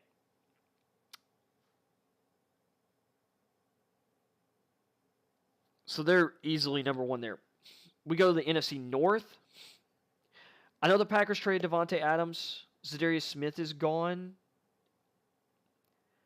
They've done a really good job of drafting O-line. I panned their Josh Myers selection only because they could have had Creed Humphrey, who went literally the next pick and, as a rookie, was arguably the best center in the NFL. Definitely top 3. Myers, by the end of the season, looked like he's a solid starting center, which I thought he could be.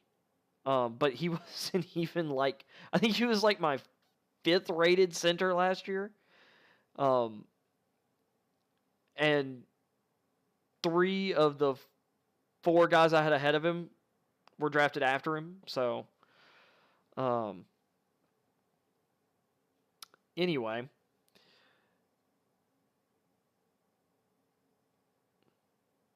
That pick worked out. There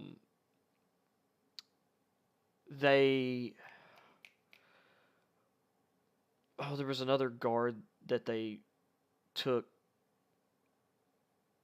Or no. Well, and then Elton Jenkins, former second-round pick, has worked out really well. They're at a spot, they've got 2 first-round picks. They can draft a receiver and draft an interior lineman probably. They could get a Kenyon Green or a Zion Johnson probably. And if you got one of those 2 guys and put him opposite, or Tyler Smith's moving up boards from Tulsa. And some people think he can play tackle as well as guard. I like him better as a guard, but if he got a shot from someone as a tackle, it wouldn't shock me. And I don't think it would be an issue, but you could slot any of those 3 guys into the starting right guard spot for that team if you draft them, or if they were to be able to draft one of them. And upgrade that spot. And then, a receiver. I mentioned a bunch of the receivers earlier. Chris Olave and Treylon Burks, I could see them being there at 22 more than I could see them being. I think it's more likely one of those 2 is on the board at 22 than on the board at, say, 28, where their own first is, and 29 where the Chiefs are picking. Which, are they 27 and 29 or 29 and 30 with their picks?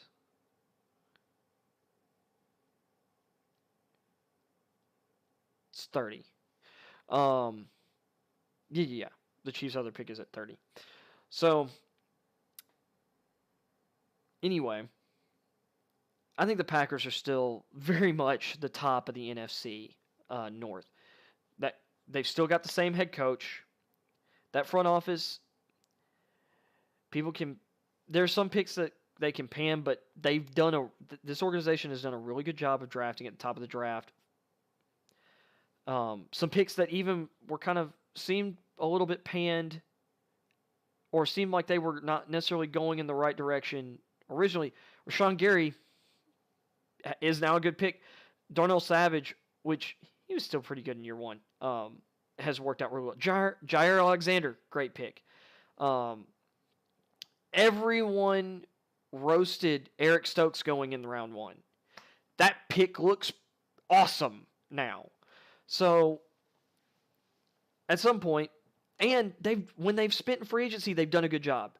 Heck, we all panned Randall Cobb, or the Randall Cobb signing. He had his best year since he left Green Bay, basically. last year. So I don't know, and some picks don't pop year one. Well, they've got ammunition. They've got 2 firsts. They've got 2 seconds. It's a great receiver draft. It's a really good draft at pretty much. I mean, I think it's a good draft at just about any position you look at. Personally, from a depth standpoint.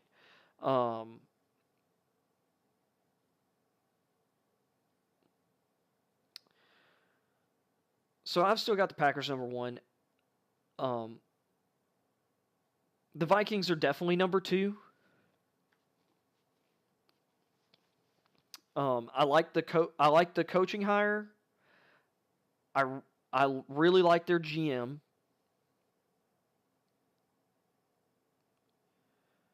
I think that was a really good hire. They've got 2 great receivers, and they seem to have found their number 3. Irv Smith got hurt last year, but they were able to develop a really good second tight end, Tyler Conklin, who got paid in free agency. Not like big money, but he got paid. I think he's with the Jets, the Jaguars. It was one of the J teams, I'm pretty sure. Anyway, or was it Jets? Maybe it's the Giants. Might be one of the New York teams. Anyway, Irv Smith, I think this year has the big breakout. They've done a good job of developing their offensive line. I think Christian Darrisaw will fit really well. Which, I mean, I guess the blocking style's kind of the same, but I think Darrisaw will take a step forward in year 2. Yeah, they've got to nail their picks, but they're in a really good spot where I think they can address the 2 things that are the most will give the biggest impact to this team. And that's either getting a top corner, which they should have a shot at one of Stingley, McDuffie. I think McDuffie will definitely still be on the board there. And there's some other guys that could be impact corners as well, but I think McDuffie's my number 3.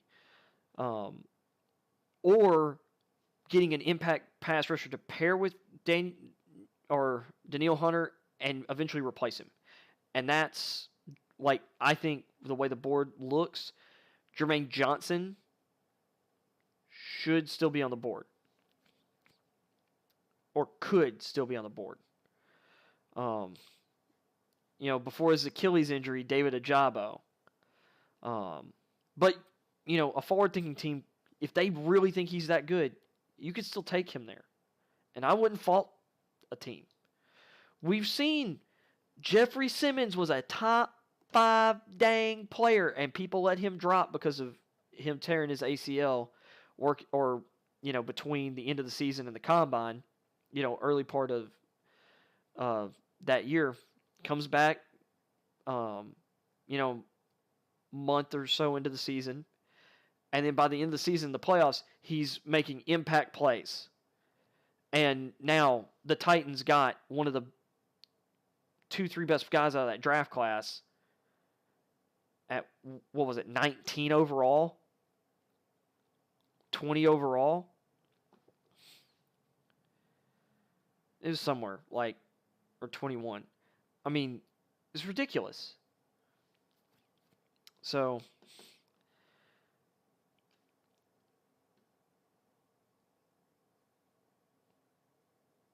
Vikings number 2. And considering how free agency is going and the lack of, and the lack of a first round pick this year, I'm just going to be completely honest. I think Detroit's in a better spot this year than Chicago.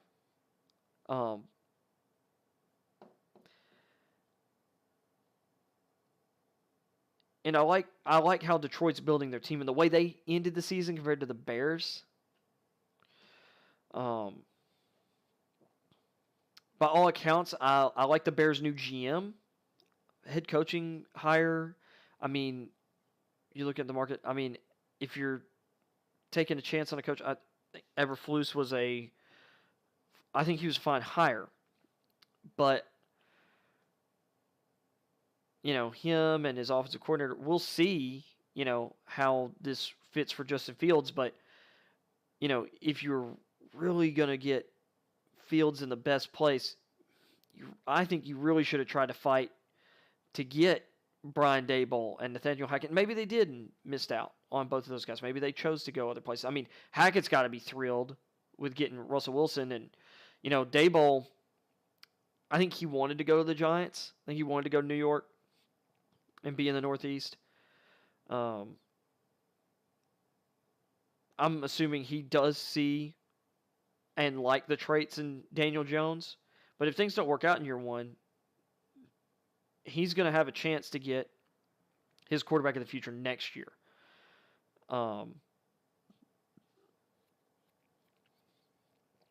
Because if Daniel Jones ain't the guy, it's going to fall apart for the Giants this year.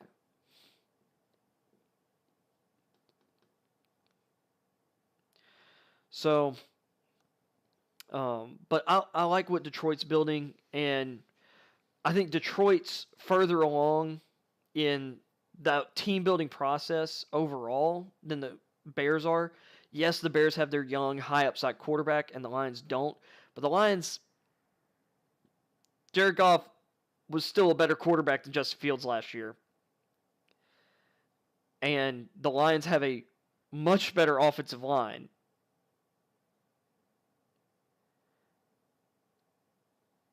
And I love the DJ Chark signing for the Lions. I thought that was a really good value play and a great upside play.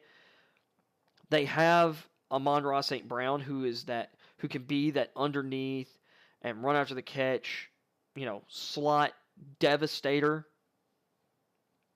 They've got TJ Hawkinson, a really great young tight end. I'd take him over Cole Kmet easily.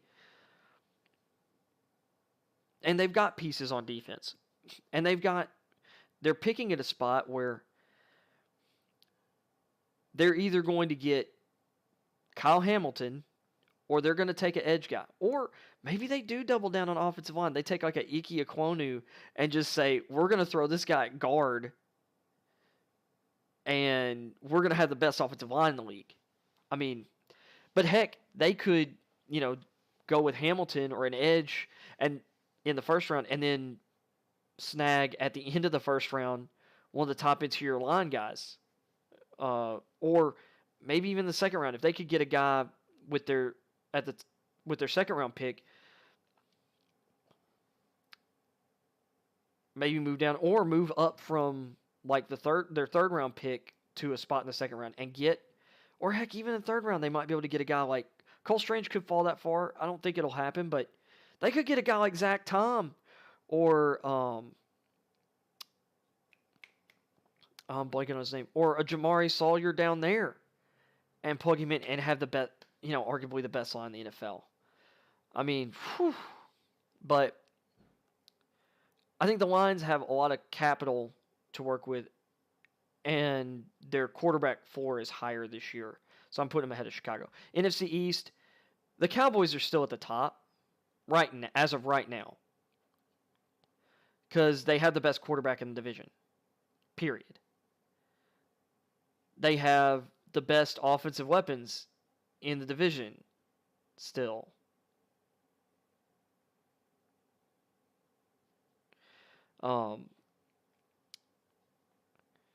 They still have a good offensive line, and I think, and their draft is going to have, I think they have the ability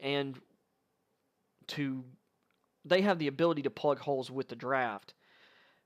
And they've got their defensive coordinator returning.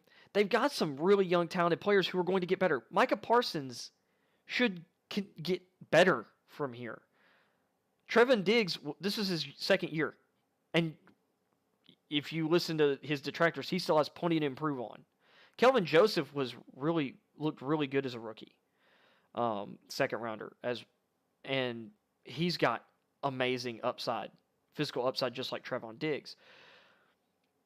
They brought back 2 of their 3 safeties, Malik Hooker and Jaron Kearse, and Kearse was their leading tackler last year. They got Leighton Vander Esch, former first-round pick of theirs, back on a 1-year, $3 million deal, prove-it deal. That's a really good deal for a guy who, at his best in Dallas, when he's been able to stay healthy, has looked like a guy who deserves way more than $3 million a year. People don't need to panic about Dallas. Washington has the roster to be better than they were last year. Although they did lose Brandon Scherf. They did bring in Andrew Norwell, but I would still say that's a downgrade because Norwell has been on the downturn for several years, whereas Scherf has kept his level of play up when he's been healthy. Which, for the most part, he has been healthy, but he did get hurt last year. Or I think it was last year, not the year before. Anyway, they've got a lot of defensive talent. They've got a prime pick in the first round that they can go anywhere they want, really. They've got a lot of they've got skill position talent, a lot of it, on offense. Logan Thomas will be back healthy at tight end. You've got Terry McLaurin. You've got Curtis Samuel. You have last year's pick, De'Ami Brown, who I think as a number 2 is an awesome, long-term number 2. To just run deep stuff and take screens and kind of be like home run hitter type guy. And a contested catch monster, because that's what he was in college. I like their running back room, especially led by Antonio Gibson, who is a great all-around running back. And getting J.D. McKissic back, even if you played a little dirty to get him back, that's a great 1-2 at running back. And Carson Wentz is an improvement on the talent they've had in that quarterback room since Kirk Cousins walked out the door. An obvious improvement in that regard. So I'd put them ahead of the Eagles right now. I think the Eagles have an interesting roster. They've got a ton of draft capital. I need to see how that draft capital is spent before I can put them ahead of Washington. And then I've got the Giants at the bottom of the division because I don't really believe in Daniel Jones. And I'm not convinced they have some pieces, but I don't.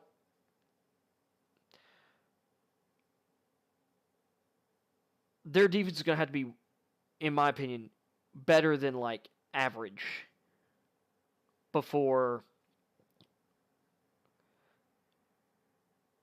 to help balance out how I think Daniel Jones is going to be this year. But he'll still be interesting as usual.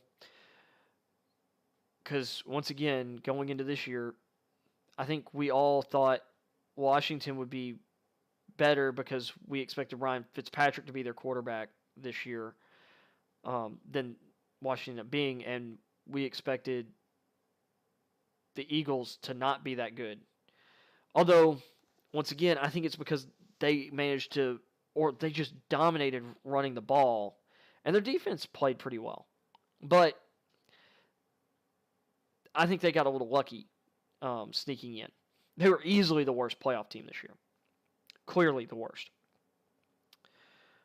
Moving to the AFC, and we're going to lightning round through this because now I've been going for 2 hours. I didn't even mean to go to a full 2 hours tonight.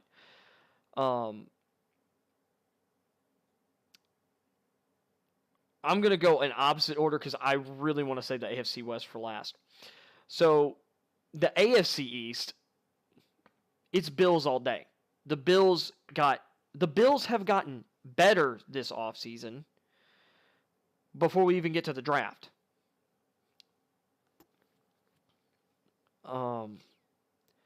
They added Von Miller. Yeah, they lost Jerry Hughes. Von Miller's a better player. And heck, they might still eventually bring back Jerry Hughes. Some young guys on their defensive line took, like AJ Epinesa, improved in year 2. they went out and got they went out and made a number of moves along the defensive line, and they've got young guys they're developing. They've still got Matt Milano and Tremaine Edmonds at linebacker. They've still got arguably the best safety tandem in the league. And Tre'Davious White will be back healthy this year. I think they can go where are a number of places in the first round. They could go offensive line, interior offensive line with their first round pick. They could go interior defensive line still with their first round pick. They could go receiver. Some people have them drafted a receiver. Even though Gabriel Davis has emerged, they just signed Jamison Crowder to replace Cole Beasley. Maybe they're the team that signed Tyler Conklin in free agency. Because I think they signed it. No. They signed O.J. Howard. So they've got a pretty athletic duo of O.J. Howard and Dawson Knox. And O.J. Howard's a really, really good blocking tight end, along with his receiving upside. They ended up signing Duke Johnson. I talked about that on the show. That and Crowder. Like, they've improved, in my opinion. They've definitely added more than they've lost.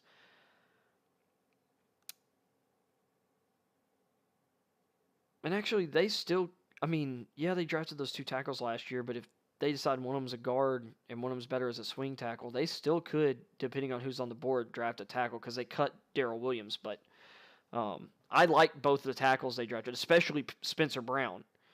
And I have a feeling they're going to have those 2 guys duke it out for that starting right tackle spot this offseason. That's what they want. From there, I've got Miami and New England neck and neck. I'm going to say this. I'm going to put Miami above New England. I think New England lost a decent amount of stuff this offseason. And until they improve the receiver position dramatically, they're not going to get the most out of Mac Jones. And I'm really interested to see how their offense looks without Josh McDaniels. Because I'm not convinced their offensive scheming is going to be as good without McDaniels. They have a great stable of running backs. They've got maybe the best tight end room in the league now that O.J. Howard's no longer in Tampa. Which, I guess he was hurt, so whatever.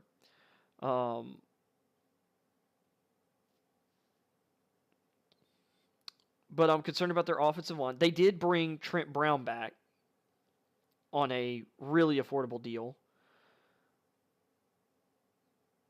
But they did trade away Shaq Mason. Although they've done a great job of replacing those kind of guys. They'll replace him. They replace Tunney. They'll replace Karras. They'll replace him, Mason. And they have one or two of those guys already on the roster. So they've got pieces up front on defense, but they've got to replace J.C. Jackson and they traded away Stephon Gilmore last year. Whereas the Dolphins have a great, 1-2 at corner on the outside, and they've got depth there beyond that, including former first-rounder Noah Igbenogany. Javon Holland was a great second-round pick. He looked great. There's your free safety. Former draft pick Brandon Jones, and there's another guy there rotating as the other safety.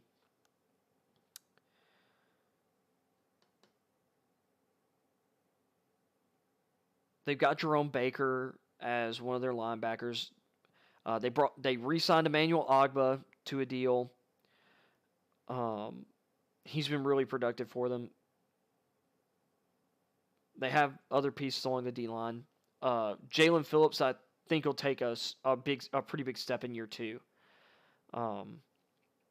Because I thought he was a top 5 talent last year, who because of injury, you know, like health question marks, he fell to 18. I really liked their draft last year. So, and you've got the best, you've got the fastest wide receiver duo in the freaking league. You've got one of the best matchup tight end weapons in the league.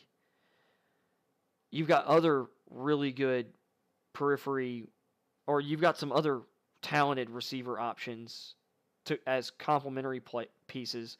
You upgraded the running back position. You just signed one of the best left tackles in the NFL over the last, since Armstead was drafted, which I believe he's been in the league a decade now.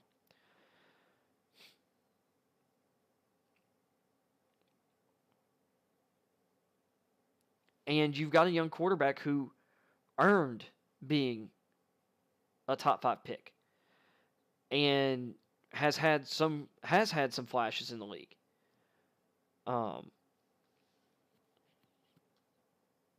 And they have, they've gone all in on what they've got. We'll just see what they do with the picks that they do have this year. But Tua's in a much more friendly surroundings, and he's in a really good offense. Like I talked about that earlier. So I got Miami above New England, and then after New England, it's the Jets. Jets are still in that rebuild mode, but they've got 2 top 10 picks, number 4 and number 10. They dealt with some injuries last year, but they found that George Fant is a more than solid right tackle.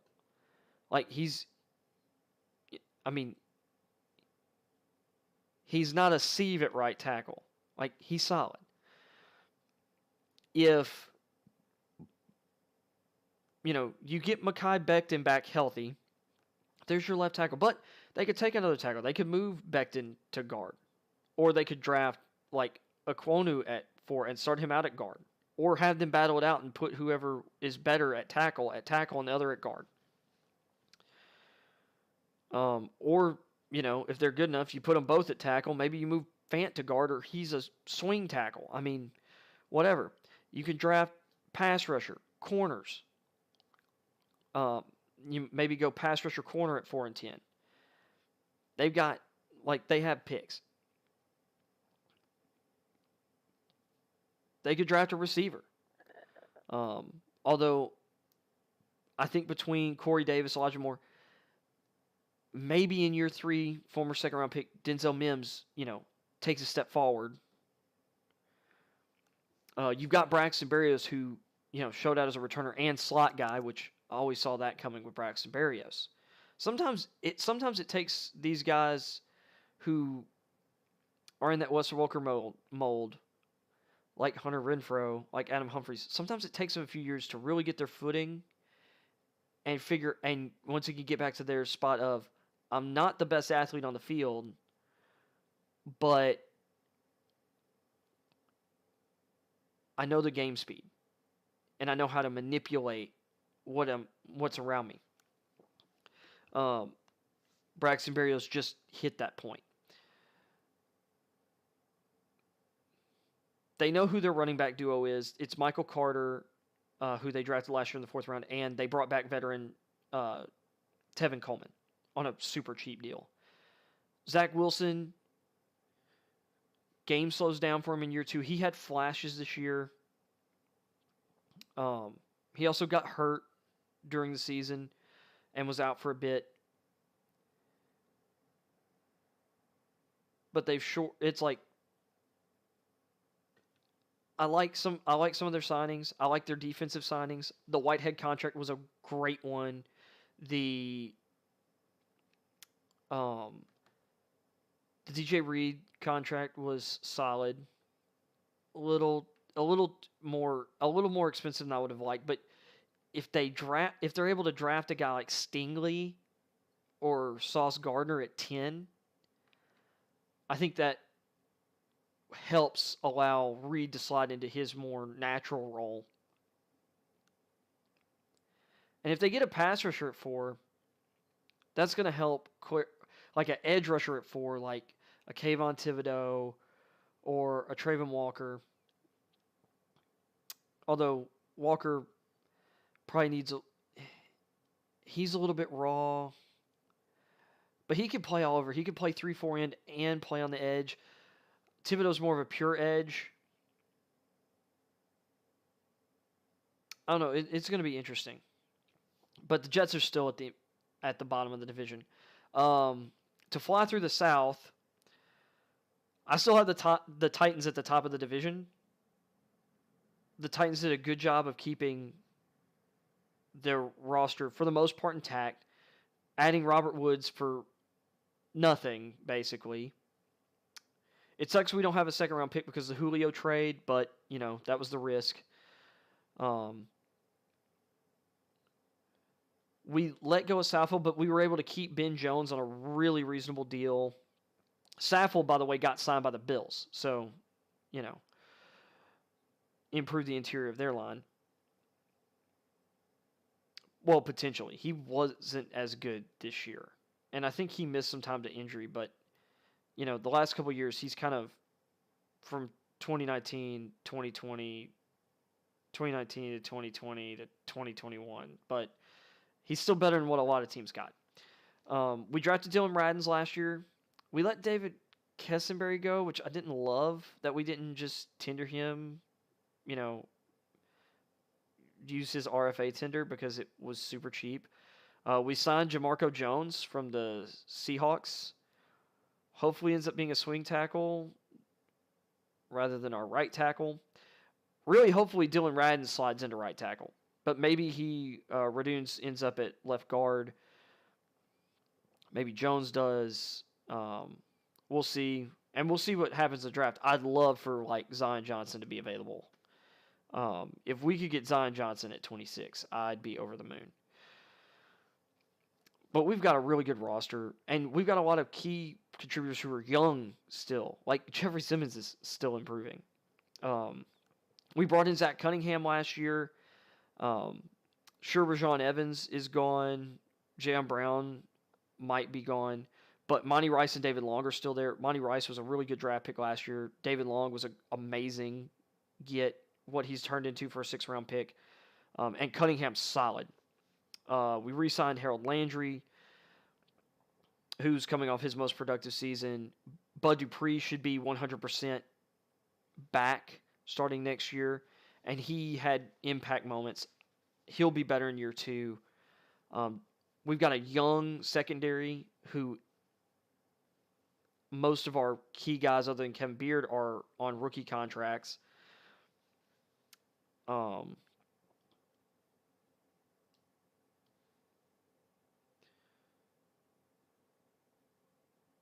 Henry will be back at 100%.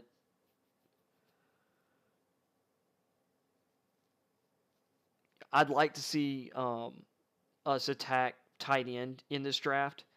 I'd love to come away with a guy like Jelani Woods, or a Jeremy Ruckert, or,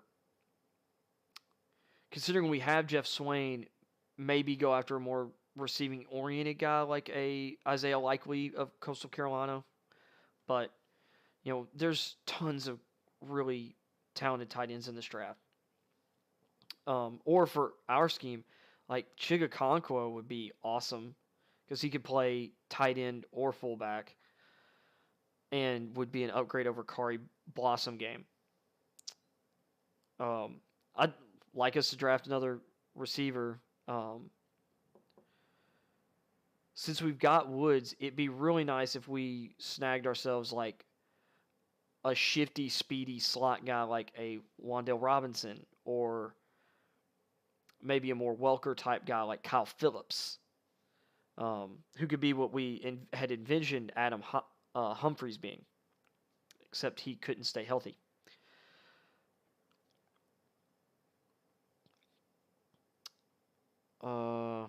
Anyway, Titans number 1.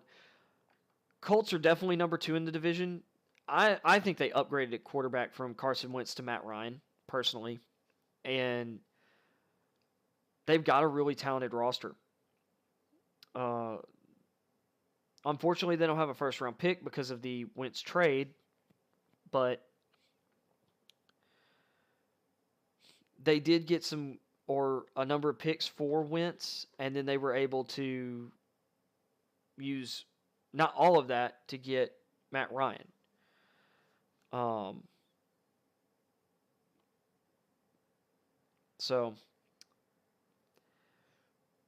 But still, with their roster and how well they've done in the draft, I'd say number 2. And then the Jaguars and Texans are going to fight for the bottom of the division. The Jaguars are hoping to improve significantly this year. If Trevor Lawrence takes a significant step forward, and they've invested in the offensive line, they've invested in getting other receivers in, although, I mean, they let DJ Chark leave to bring in 2 worse receivers.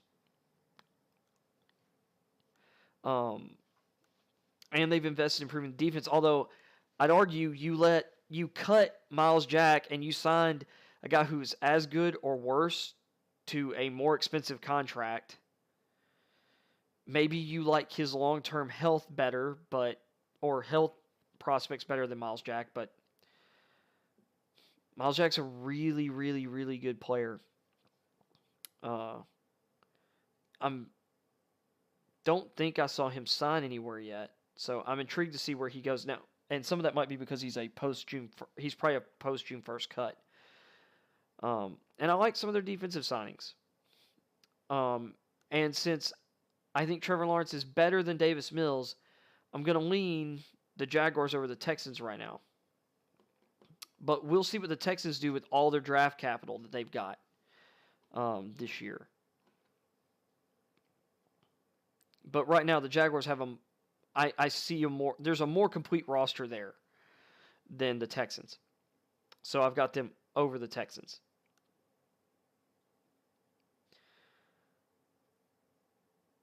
The North and the West are going to be bloodbaths. So we'll see what the Bengals do in the draft. They have done an amazing job attacking the offensive line.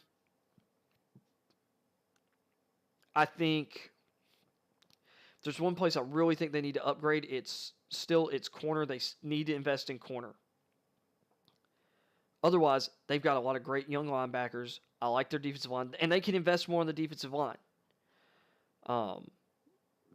But they've got, and they can invest in the offensive line in the draft still too. Nothing hurts to have depth and competition. But they've got to replace C.J. Uzomah at tight end. They can do that in this draft. And they could take multiple swings at that position if they want. They've got the wide receiver position for them is solid. As deep as this draft is, they don't have to touch that position.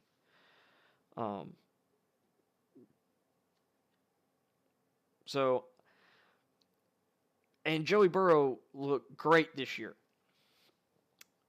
The Browns had a playoff caliber roster, like a contender level roster last year.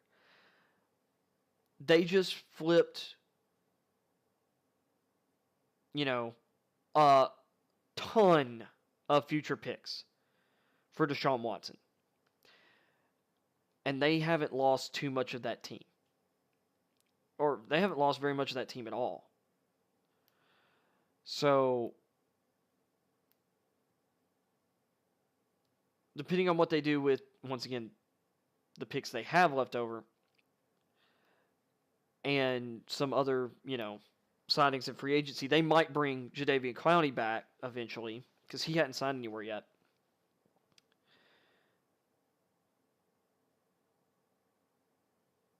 The Browns might have an argument they have the best quarterback in the division. Bengals have an argument they might have the best quarterback in the division.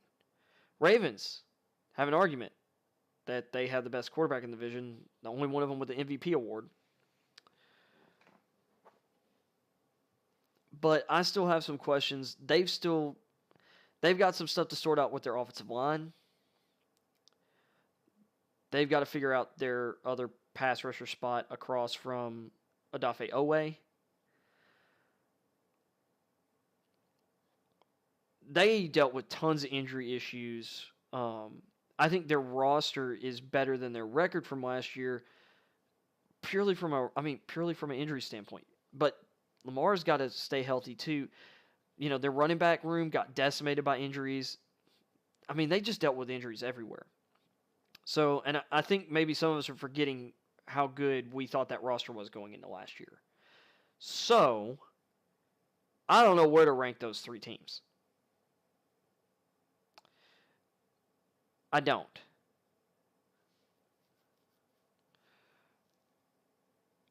Obviously, the Bengals won the division last year.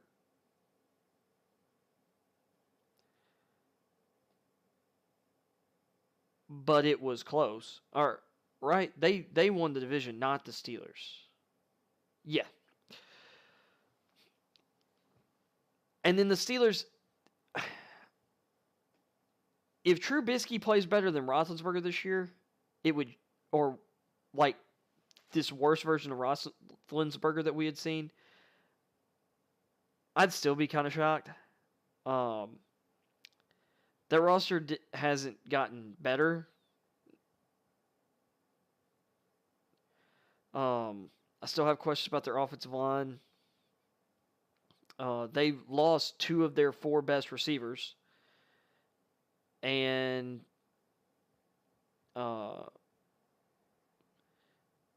they've got questions to sort out at corner. Their second safety spot. Their rotational depth on the edge.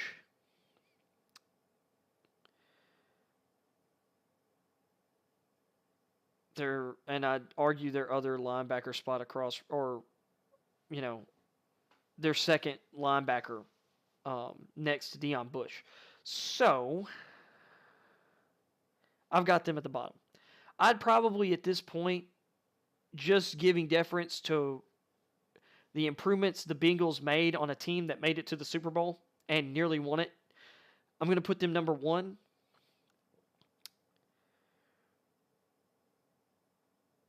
I'm going to put the Ravens number 2. Because I think they're going to have a big bounce back. And I think they're going to do good at, this like second, third waves of free agency, the cheaper deals. Man, I've gone a long time. I need to wrap this thing up. Then we're going the Browns, then we're going the Steelers. But those top 3, really tough. And then the AFC West, absolute bloodbath. Like, oh my gosh. This has been the Chiefs' division. We'll see what they do with the draft. But I have concerns about their secondary all over the place. I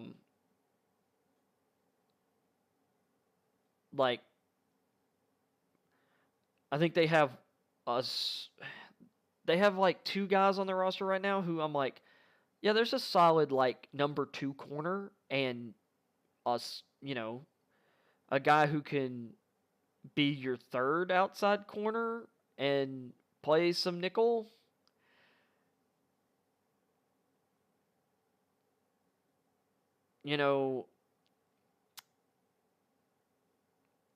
Juan Thornhill's a nice, second safety. Nick Bolton's a stud at middle linebacker after 1 year. But you brought back Frank Clark. You restructured his deal, but he's like overrated. Has been his entire career. He's also an actual piece of crap human being. So there's that. He's an actual convicted, or at the very least admitted to beating a woman. So once again, there's that. They've got Chris Jones, and they've got some other solid pieces there, or, okay pieces, but, their defense kind of Their offensive line's in a good spot. Although I think they could still invest in offensive tackle in the draft.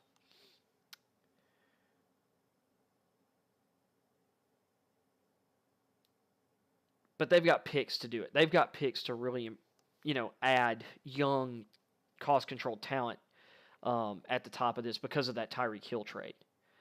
It's amazing that you could say you could trade away a guy like that and come out, almost immediately, depending on what they do with those picks in the draft, and say your team's actually in a better spot after trading away that guy. So, and that's because you have an elite quarterback who can elevate the play of his skill position players. And we'll have to see if Tyreek Hill can be the same dynamic player without, an established quarterback. Because I believe Hill popped off part of why he popped off was he was with Alex Smith, and then he really popped off with Patrick Mahomes. But we shall see. If Tua is as good a quarterback as I think he is, I think he'll still be pretty productive. But maybe not as productive as he was with Mahomes.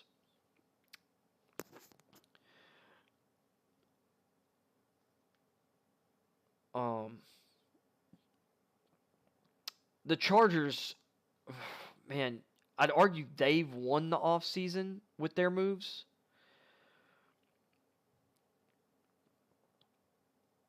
Like, I really, really, really, really, really, really, really like all of their moves this offseason.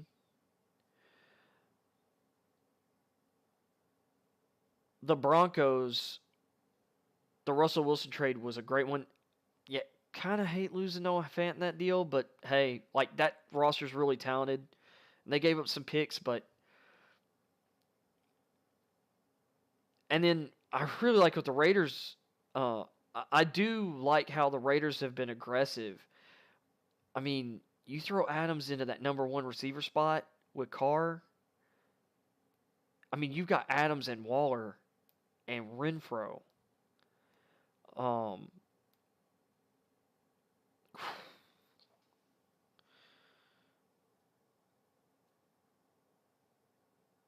then you bring in Chandler Jones. And you've got some young pieces who really shine already in year one, and some other guys that have taken steps forward, who've been on the roster for a couple years. I mean, Max Crosby, Chandler Jones, that's scary edge rush tandem. If I'm ranking that division right now, though, I'm going to go with the Chargers. Then I'm going to go with the Chiefs. Then I'm going to go with the Broncos. No. No, I'm going to go with the Broncos, then I'm going to go with the Raiders. Oh, that's close. I mean, that one's tough. Whether I think and it wouldn't shock... Here's the crazy thing. It wouldn't shock me if the Chiefs end up being the fourth best team in this division this year. The craziest thing is now with a 7-team format,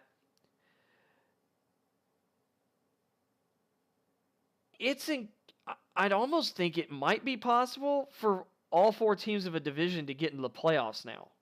The only reason I don't see how that's likely is we've got... Because this is the thing in the AFC. I think the Bills are winning their division. Titans are winning their division. Although the Colts could beat out the Titans. If everything goes right for the Dolphins, they might be able to challenge. I think the Dolphins and the Patriots could challenge for playoff spots.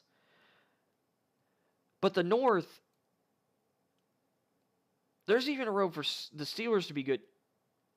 But you've got three teams in the North who all have very much, not just playoff aspirations, but division title aspirations.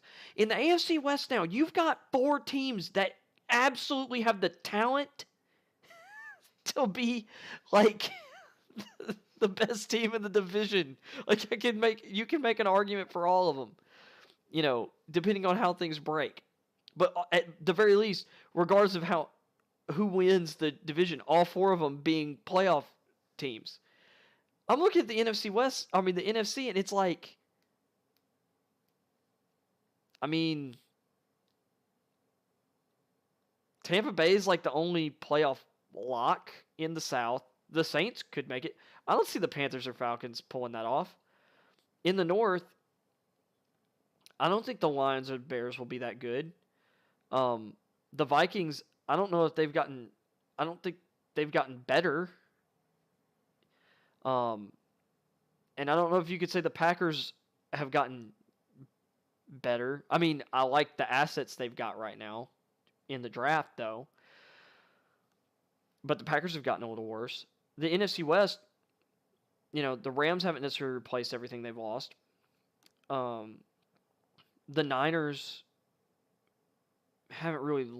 They lost Lincoln Tomlinson to the Jets, but otherwise, they're fine. The Cardinals lost Chandler Jones. And haven't replaced him. Oh, I forgot the Eagles signed Hassan Reddick. So that was one, the one, free agency, real splash move they made was a really good one. Actually. And then Seattle, The NFC East, the Cowboys are definitely still at the top. Washington and Philly, Philly made the playoffs. Washington, if things had gone their way with the quarterback position last year, they probably make the playoffs, in my opinion. But I'm sitting here I think it's pretty clear that, I think the Rams are still the clear favorites out west right now. The 49ers have upside for sure, so does Arizona. But, really, it's Tampa Bay, Dallas, and Green Bay pretty much chalk. The Rams are going to make the playoffs unless things fall apart. So, AFC's loaded. Anyway, that's ending a stream that I wanted to be a quick one, and it might be my longest stream of the week. So sorry for getting, going off there. So anyway, thank you for tuning in. This has been Blind Eye Live for Wednesday. I may or might not be on tomorrow because Thursdays are now kind of becoming my more busy day. So anyway, thanks a bunch for tuning in before or after the fact.